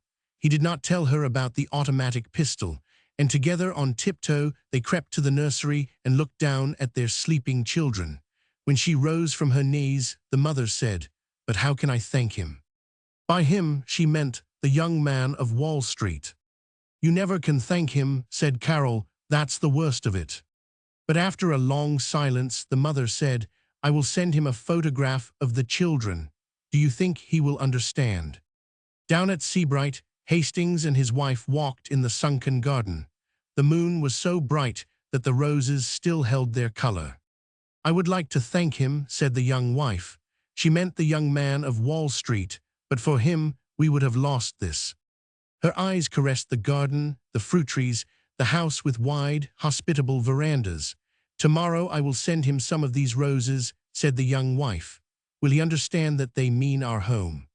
At a scandalously late hour, in a scandalous spirit of independence, Champ Thorne and Barbara were driving around Central Park in a taxicab. "How strangely the Lord moves, his wonders to perform," misquoted Barbara. "Had not the young man of Wall Street saved Mr. Hastings, Mr. Hastings could not have raised your salary. You would not have asked me to marry you, and had you not asked me to marry you, Father would not have given me a wedding present, and said Champ, taking up the tale, thousands of slaves would still be buried in the jungles, hidden away from their wives and children and the light of the sun and their fellow men. They still would be dying of fever, starvation, tortures." He took her hand in both of his and held her fingertips against his lips. "And they will never know," he whispered, "when their freedom comes, that they owe it all to you." On Hunter's Island, Jimmy Reeder and his bunkie, Sam Sturges, each on his canvas cot, tossed and twisted. The heat, the moonlight, and the mosquitoes would not let them even think of sleep. "That was bully," said Jimmy, "what you did today about saving that dog. If it had not been for you, he would ha' drowned." "He would not," said Sammy with punctilious regard for the truth. "It was not deep enough." "Well, the scoutmaster ought to know," argued Jimmy. "He said it was the best one good turn of the day." Modestly, Sam shifted the limelight so that it fell upon his bunkie. "I will bet," he declared loyally, "your one good turn was a better one." Jimmy yawned and then laughed scornfully. "Me," he scoffed, "I did not do nothing. I sent my sister to the movies." The frame-up. When the voice over the telephone promised to name the man who killed Herman Banff, District Attorney Wharton was uptown lunching at Delmonico's. This was contrary to his custom and a concession to Hamilton Cutler, his distinguished brother-in-law. That gentleman was interested in a state constabulary bill and had asked State Senator Bissell to father it. He had suggested to the senator that, in the legal points involved in the bill, his brother-in-law would undoubtedly be charmed to advise him. So that morning, to talk it over, Bissell had come from Albany, and as he was forced to return the same afternoon, had asked Wharton to lunch with him uptown near the station. That in public life there breathed a man with soul so dead who, were he offered a chance to serve Hamilton Cutler, would not jump at the chance was outside the experience of the county chairman. And in so judging his fellow men, with the exception of one man, the senator was right. The one man was Hamilton Cutler's brother-in-law. In the national affairs of his party, Hamilton Cutler was one of the four leaders. In 2 cabinets he had held office. At a foreign court as an ambassador, his dinners, of which the diplomatic corps still spoke with emotion, had upheld the dignity of 90 million Americans. He was rich. The history of his family was the history of the state. When the Albany boats drew abreast of the old Cutler mansion on the east bank of the Hudson, the passengers pointed at it with deference. Even when the searchlights pointed at it, it was with deference. And on Fifth Avenue, as the Seeing New York car passed his townhouse, it slowed respectfully to half speed. When, apparently for no other reason than that she was good and beautiful, he had married the sister of a then unknown upstate lawyer, everyone felt Hamilton Cutler had made his first mistake. But like everything else into which he entered, for him, matrimony also was a success. The prettiest girl in Utica showed herself worthy of her distinguished husband. She had given him children as beautiful as herself. As what Washington calls a cabinet lady, she had kept her name out of the newspapers. As Madame l'Ambassadrice, she had put archduchesses at their ease. And after 10 years, she was an adoring wife, a devoted mother, and a proud woman. Her pride was in believing that for every joy she knew, she was indebted entirely to her husband. To owe everything to him, to feel that through him the blessings flowed, was her ideal of happiness. In this ideal her brother did not share. Her delight in a sense of obligation left him quite cold. No one better than himself knew that his rapid-fire rise in public favor was due to his own exertions, to the fact that he had worked very hard, had been independent, had kept his hands clean, and had worn no man's collar. Other people believed he owed his advancement to his brother-in-law.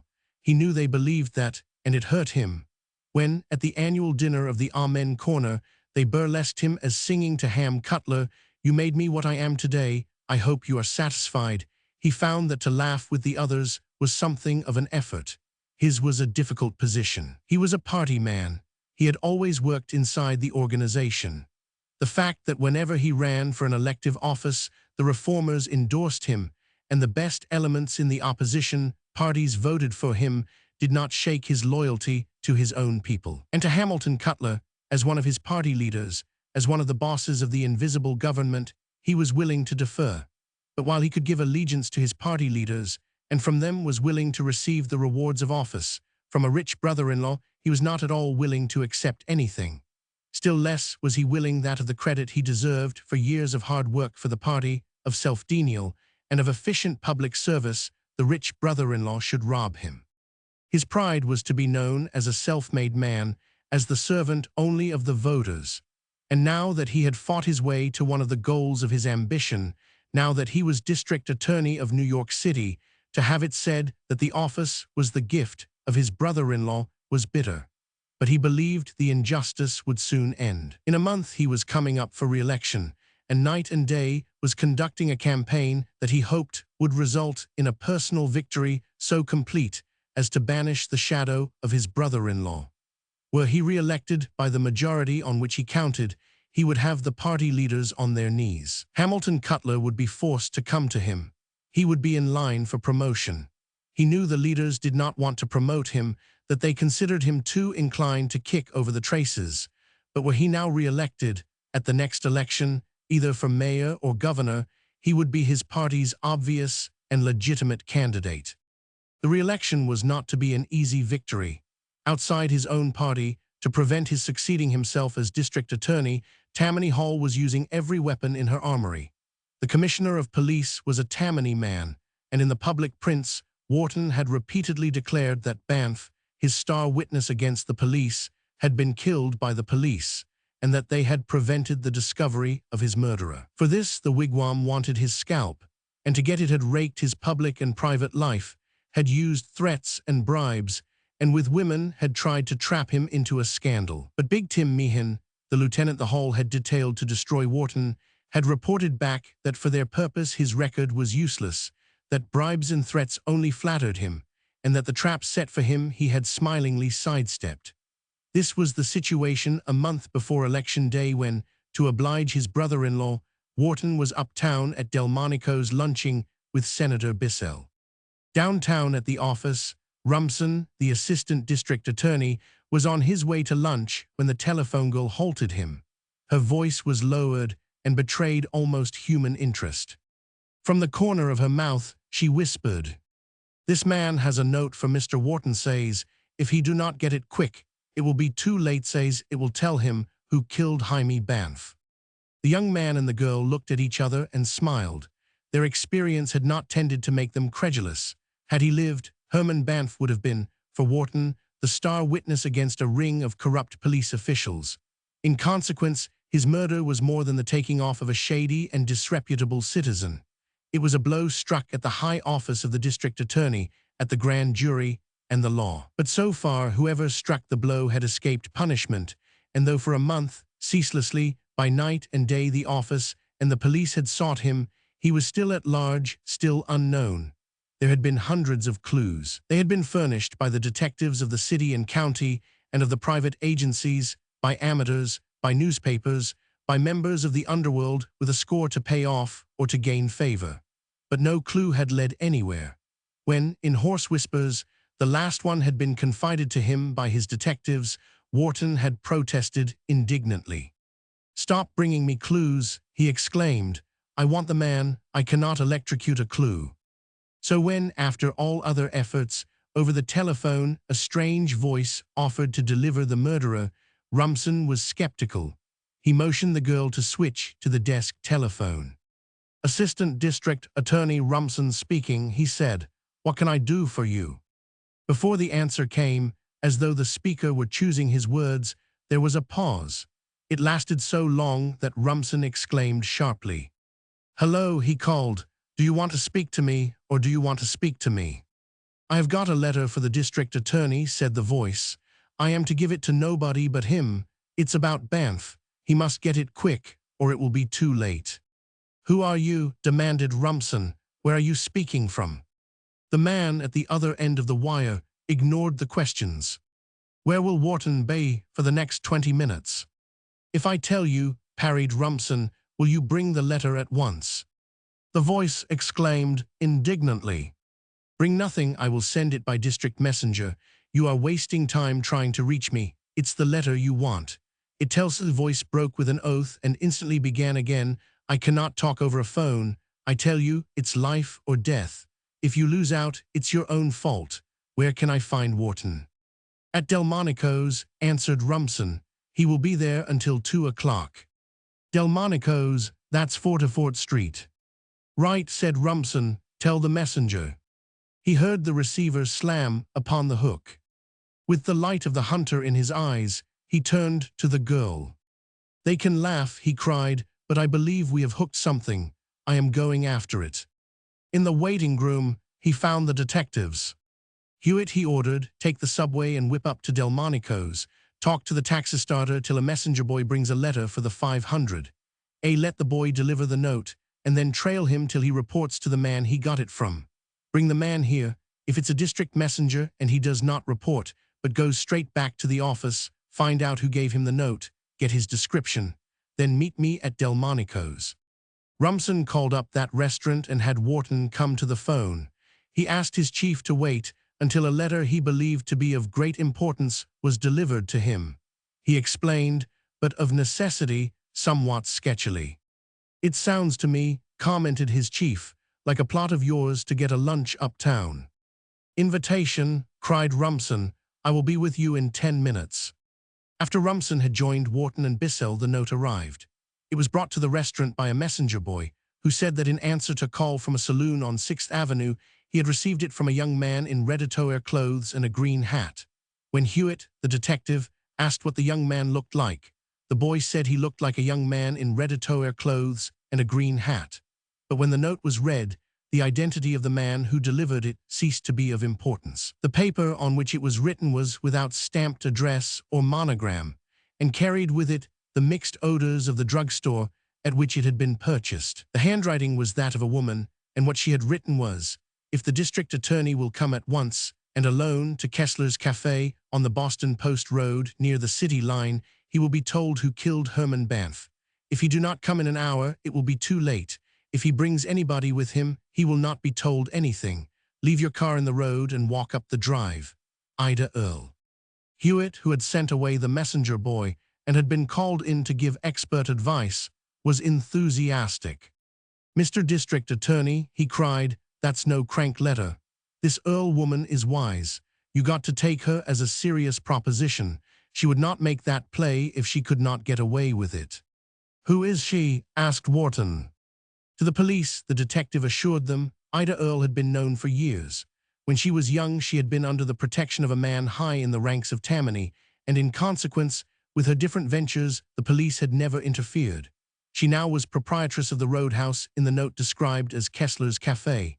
It was a place for joyriders.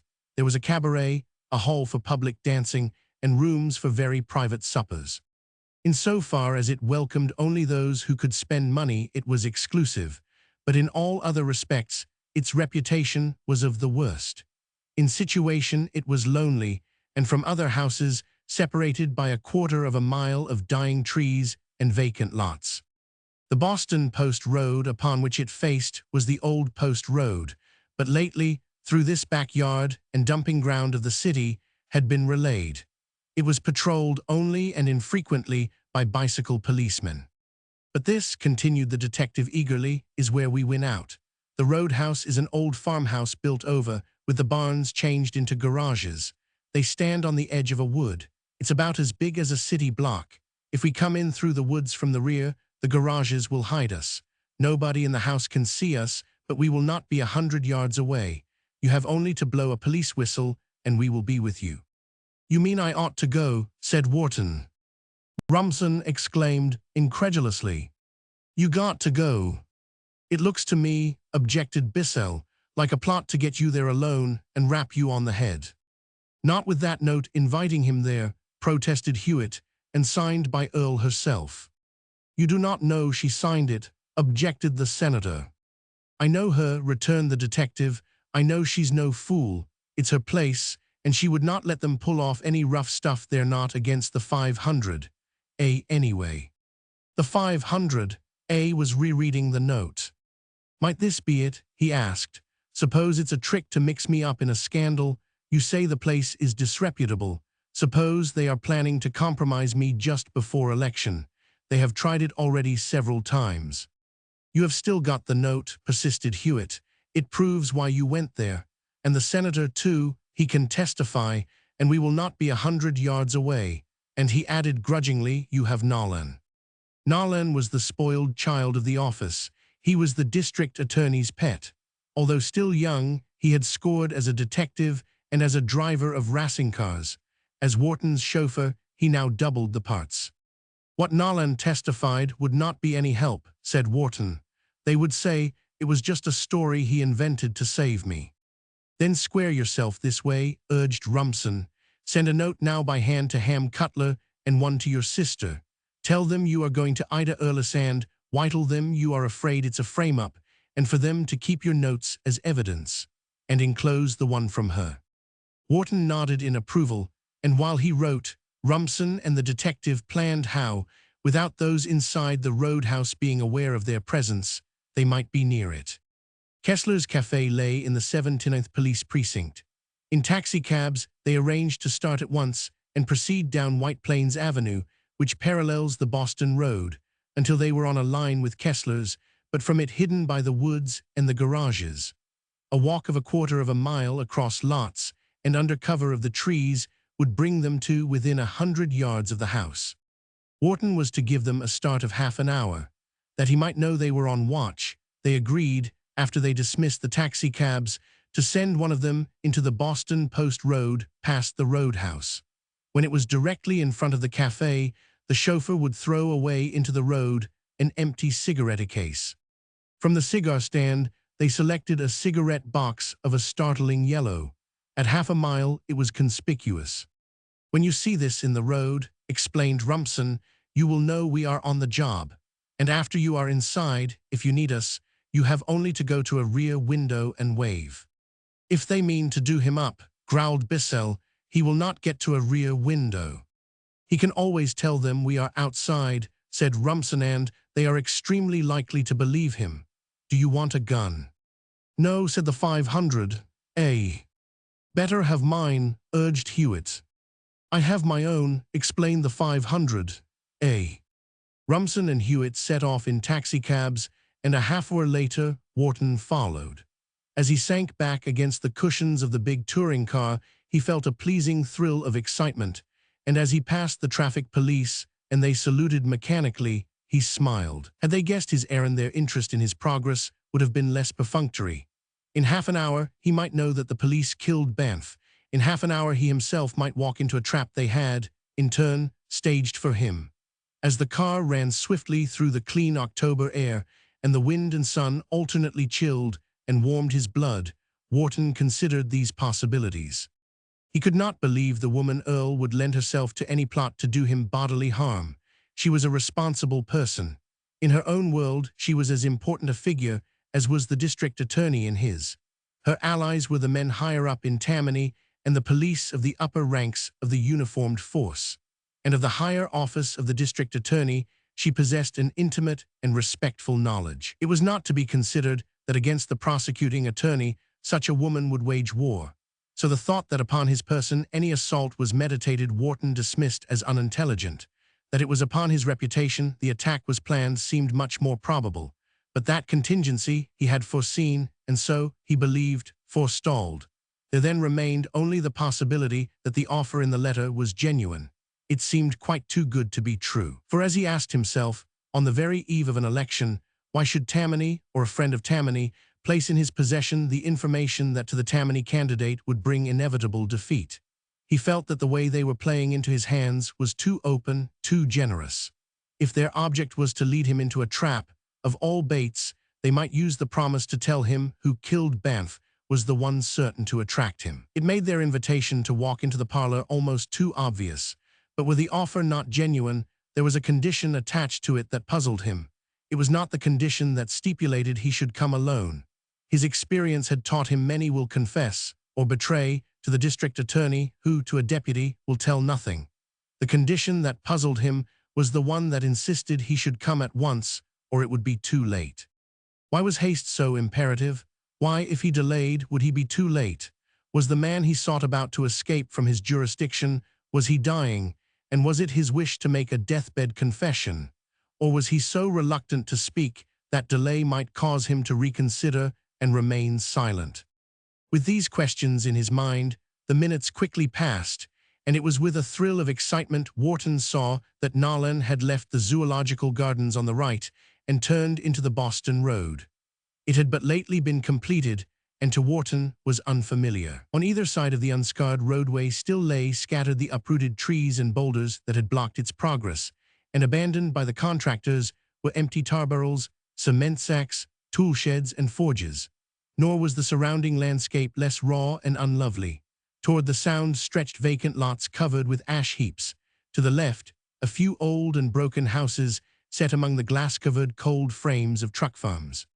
The district attorney felt a sudden twinge of loneliness, and when an automobile sign told him he was miles from Columbus Circle, he felt that from the New York he knew he was much farther.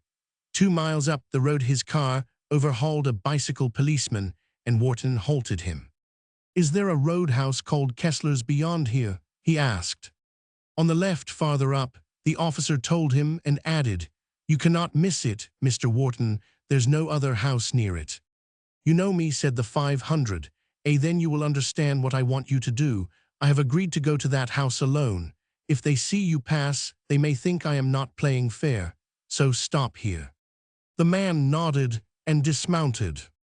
"But," added the district attorney, as the car started forward again, "if you hear shots, I do not care how fast you come." The officer grinned. "Better let me trail along now," he called. "That's a tough joint." But Wharton motioned him back, and when again he turned to look, the man still stood where they had parted.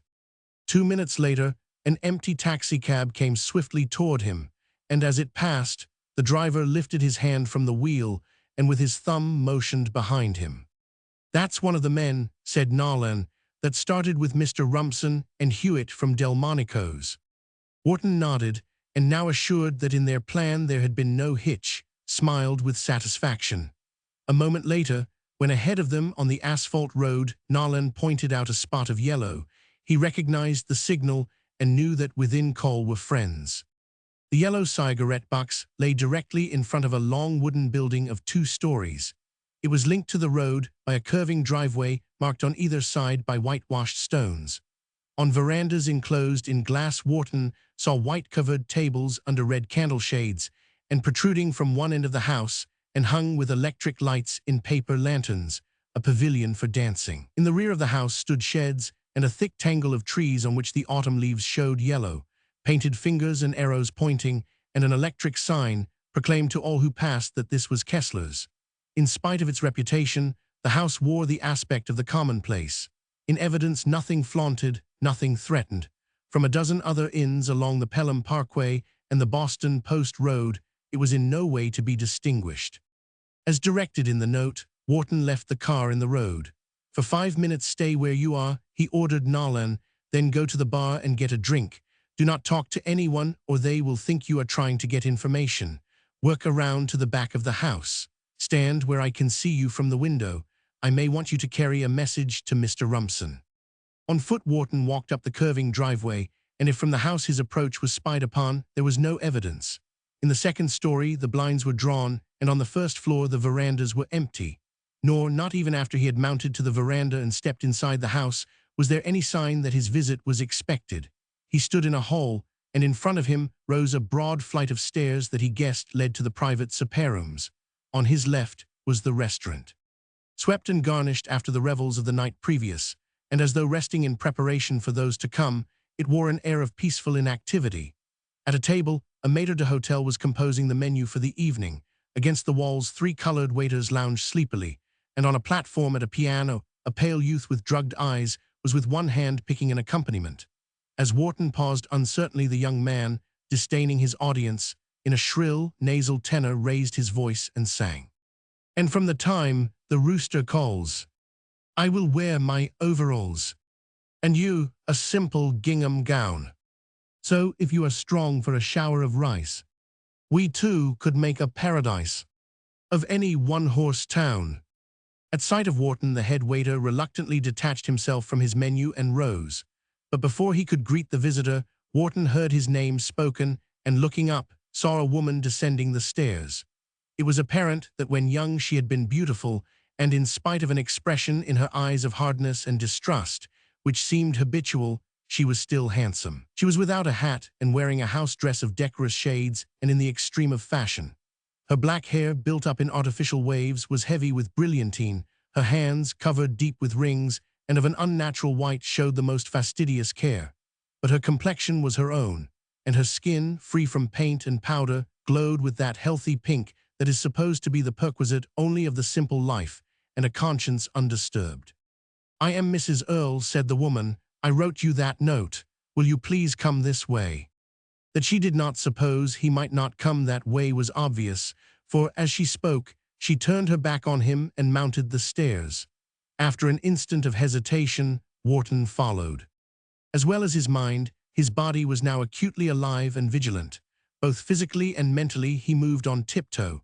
For whatever surprise, for whatever ambush might lie in wait, he was prepared. At the top of the stairs, he found a wide hall along which on both sides were many doors. The one directly facing the stairs stood open. At one side of this, the woman halted, and with a gesture of the jeweled fingers invited him to enter. "My sitting room," she said. As Wharton remained motionless, she substituted, "My office." Peering into the room, Wharton found it suited to both titles. He saw comfortable chairs, vases filled with autumn leaves, in silver frames photographs, and between two open windows, a businesslike roller-top desk on which was a hand telephone. In plain sight through the windows he beheld the garage, and behind it the tops of trees. To summon Rumson, to keep in touch with Nolan, he need only step to one of these windows and beckon. The strategic position of the room appealed, and with a bow of the head he passed in front of his hostess and entered it. He continued to take note of his surroundings. He now saw that from the office in which he stood doors led to rooms adjoining. These doors were shut, and he determined swiftly that before the interview began he first must know what lay behind them. Mrs. Earle had followed, and as she entered, closed the door. "No," said Wharton. It was the first time he had spoken. For an instant the woman hesitated, regarding him thoughtfully, and then without resentment pulled the door open. She came toward him swiftly, and he was conscious of the rustle of silk and the stirring of perfumes. At the open door she cast a frown of disapproval, and then, with her face close to his, spoke hurriedly in a whisper. "A man brought a girl here to lunch," she said. "They have been here before. The girl claims the man told her he was going to marry her. Last night she found out he has a wife already, and she came here today meaning to make trouble. She brought a gun. They were in the room at the far end of the hall. George, the waiter, heard the 2 shots and ran down here to get me. No one else heard. These rooms are fixed to keep out noise, and the piano was going. We broke in and found them on the floor. The man was shot through the shoulder, the girl through the body. His story is that after she fired, in trying to get the gun from her, she shot herself by accident. That's right, I guess. But the girl says they came here to die told what the newspaper calls a suicide pact because they could not marry, and that he first shot her, intending to kill her and then himself. That's silly. She framed it to get him. She missed him with the gun, so now she's trying to get him with this murder charge. I know her. If she would been sober, she would not have shot him. She would have blackmailed him. She's that sort. I know her." And with an exclamation, the district attorney broke in upon her. "And the man," he demanded eagerly, "was it he killed Banff?" In amazement, the woman stared. "Certainly not," she said. "Then what has this to do with Banff?" "Nothing." Her tone was annoyed, reproachful. "That was only to bring you here." His disappointment was so keen that it threatened to exhibit itself in anger. Recognizing this, before he spoke, Wharton forced himself to pause. Then he repeated her words quietly. "Bring me here," he asked. "Why?" The woman exclaimed impatiently. "So you could beat the police to it," she whispered. "So you could hush it up." The surprised laugh of the man was quite real. It bore no resentment or pose. He was genuinely amused. Then the dignity of his office, tricked and insulted, demanded to be heard. He stared at her coldly. His indignation was apparent. "You have done extremely ill," he told her. "You know perfectly well you had no right to bring me up here, to drag me into a row in your roadhouse." "Hush it up," he exclaimed hotly. This time his laugh was contemptuous and threatening. "I will show you how I will hush it up." He moved quickly to the open window. "Stop," commanded the woman. "You cannot do that." She ran to the door. Again he was conscious of the rustle of silk, of the stirring of perfumes. He heard the key turn in the lock. It had come. It was a frame-up.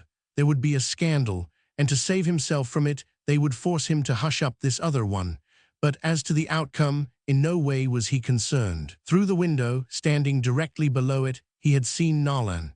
In the sunlit yard, the chauffeur, his cap on the back of his head, his cigarette drooping from his lips, was tossing the remnants of a sandwich to a circle of excited hens. He presented a picture of bored indolence, of innocent preoccupation. It was almost too well done. Assured of a witness for the defense, he greeted the woman with a smile. "Why cannot I do it?" he taunted. She ran close to him and laid her hands on his arm. Her eyes were fixed steadily on his. "Because," she whispered, "the man who shot that Geely's your brother-in-law, Ham Cutler." For what seemed a long time, Wharton stood looking down into the eyes of the woman, and the eyes never faltered. Later he recalled that in the sudden silence, many noises disturbed the lazy hush of the Indian summer afternoon. The rush of a motorcar on the Boston road, the tinkle of the piano, and the voice of the youth with the drugged eyes singing. "And you will wear a simple gingham gown." From the yard below, the cluck-cluck of the chickens and the cooing of pigeons. His first thought was of his sister and of her children, and of what this bomb, hurled from the clouds, would mean to her. He thought of Cutler, at the height of his power and usefulness, by this one disreputable act dragged into the mire, of what disaster it might bring to the party, to himself. If, as the woman invited, he helped to hush it up, and Tammany learned the truth, it would make short work of him. It would say, for the murder of Banff he had one law, and for the rich brother-in-law, who had tried to kill the girl he deceived, another. But before he gave voice to his thoughts, he recognized them as springing only from panic. They were of a part with the acts of men driven by sudden fear, and of which acts in their sane moments they would be incapable. The shock of the woman's words had unsettled his traditions. Not only was he condemning a man unheard, but a man who, though he might dislike him, he had for years, for his private virtues, trusted and admired. The panic passed, and with a confident smile he shook his head. "I do not believe you," he said quietly. The manner of the woman was equally calm, equally assured. "Will you see her?" she asked. "I would rather see my brother-in-law," he answered. The woman handed him a card. "Dr. Muir took him to his private hospital," she said. "I loaned them my car because it's a limousine. The address is on that card." But she added, "Both your brother and that's Sam Muir, the doctor asked you would not use the telephone. They are afraid of a leak." Apparently Wharton did not hear her. As though it were Exhibit A, presented in evidence by the defense, he was studying the card she had given him. He stuck it in his pocket. "I will go to him at once," he said. To restrain or dissuade him, the woman made no sudden move. In level tones she said, "Your brother-in-law asked especially that you would not do that until you had fixed it with the girl. Your face is too well known. He's afraid someone might find out where he isn't for a day or two. No one must know that." "This doctor knows it," retorted Wharton. The suggestion seemed to strike Mrs. Earle as humorous. For the first time she laughed. "Sammy," she exclaimed, "he's a lobbygow of mine. He's worked for me for years. I could send him up the river if I liked. He knows it." Her tone was convincing. "They both asked," she continued evenly, "you should keep off until the girl is out of the country and fixed." Wharton frowned thoughtfully. And observing this, the eyes of the woman showed that, so far, toward the unfortunate incident, the attitude of the district attorney was to her most gratifying. Wharton ceased frowning. "How fixed?" he asked. Mrs. Earle shrugged her shoulders. "Cutler's idea is money," she said, "but believe me, he's wrong. This girl is a vampire. She will only come back to you for more. She will keep on threatening to tell the wife, to tell the papers. The way to fix her is to throw a scare into her. And there's only one man can do that. There's only one man that can hush this thing up, that's you. When can I see her? Asked Wharton. Now, said the woman, I will bring her. Wharton could not suppress an involuntary start. Here, he exclaimed. For the shade of a second, Mrs. Earle exhibited the slightest evidence of embarrassment. My room's in a mess, she explained, and she's not hurt so much as Sammy said. He told her she was in bad just to keep her quiet until you got here. Mrs. Earle opened one of the doors leading from the room. I will not be a minute, she said. Quietly she closed the door behind her. Upon her disappearance, the manner of the district attorney underwent an abrupt change. He ran softly to the door opposite the one through which Mrs. Earle had passed and pulled it open. But if beyond it he expected to find an audience of eavesdroppers, he was disappointed. The room was empty and bore no evidence of recent occupation. He closed the door, and from the roller-top desk, snatching a piece of paper, scribbled upon it hastily. Wrapping the paper around a coin and holding it exposed to view, he showed himself at the window. Below him, to an increasing circle of hens and pigeons, Nolan was still scattering crumbs. Without withdrawing his gaze from them, the chauffeur nodded. Wharton opened his hand, and the note fell into the yard. Behind him he heard the murmur of voices, the sobs of a woman in pain, and the rattle of a doorknob. As from the window he turned quickly, he saw that toward the spot where his note had fallen Nolan was tossing the last remnants of his sandwich. The girl who entered with Mrs. Earle, leaning on her and supported by her, was tall and fair. Around her shoulders her blonde hair hung in disorder, and around her waist, under the kimono Mrs. Earle had thrown about her, were wrapped many layers of bandages. The girl moved unsteadily and sank into a chair. In a hostile tone, Mrs. Earle addressed her. Rose, she said, this is the district attorney. To him she added, she calls herself Rose Gerard. One hand the girl held close against her side. With the other she brushed back the hair from her forehead. From half-closed eyes she stared at Wharton defiantly. Well, she challenged, what about it? Wharton seated himself in front of the roller-top desk. Are you strong enough to tell me? He asked. His tone was kind, and this, the girl seemed to resent. Do not you worry, she sneered. I am strong enough to tell all I know to you and to the papers, and to a jury until I get justice. She clenched her free hand and feebly shook it at him. That's what I am going to get, she cried, her voice breaking hysterically. Justice. From behind the armchair, in which the girl half reclined, Mrs. Earle caught the eye of the district attorney and shrugged her shoulders. Just what did happen? Asked Wharton. Apparently with an effort, the girl pulled herself together. I first met your brother-in-law, she began. Wharton interrupted quietly. Wait, he said. You are not talking to me as anybody's brother-in-law, but as the district attorney. The girl laughed vindictively. I do not wonder you are ashamed of him, she jeered. Again she began, I first met Ham Cutler last May. He wanted to marry me then. He told me he was not a married man. As her story unfolded, Wharton did not again interrupt, and speaking quickly, in abrupt, broken phrases, the girl brought her narrative to the moment when, as she claimed, Cutler had attempted to kill her. At this point, a knock at the locked door caused both the girl and her audience to start. Wharton looked at Mrs. Earle inquiringly, but she shook her head, and with a look at him also of inquiry and of suspicion as well, opened the door. With apologies, her head waiter presented a letter.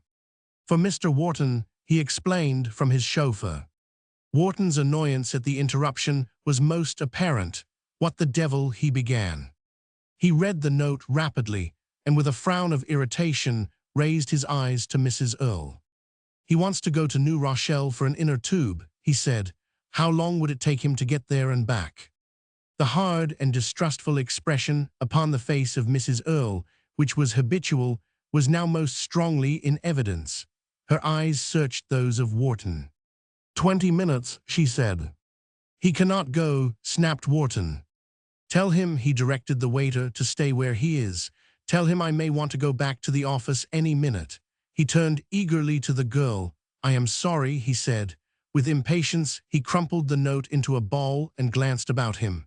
At his feet was a waste paper basket. Fixed upon him he saw, while pretending not to see, the eyes of Mrs. Earle burning with suspicion. If he destroyed the note, he knew suspicion would become certainty. Without an instant of hesitation, carelessly he tossed it intact into the waste paper basket. Toward Rose Gerard he swung the revolving chair. "Go on, please," he commanded. The girl had now reached the climax of her story, but the eyes of Mrs. Earle betrayed the fact that her thoughts were elsewhere. With an intense and hungry longing, they were concentrated upon her own waste paper basket. The voice of the girl in anger and defiance recalled Mrs. Earle to the business of the moment. "He tried to kill me," shouted Miss Rose, "and his shooting himself in the shoulder was a bluff. That's my story. That's the story I am going to tell." The judge, her voice soared shrilly. "That's the story that's going to send your brother-in-law to Sing Sing."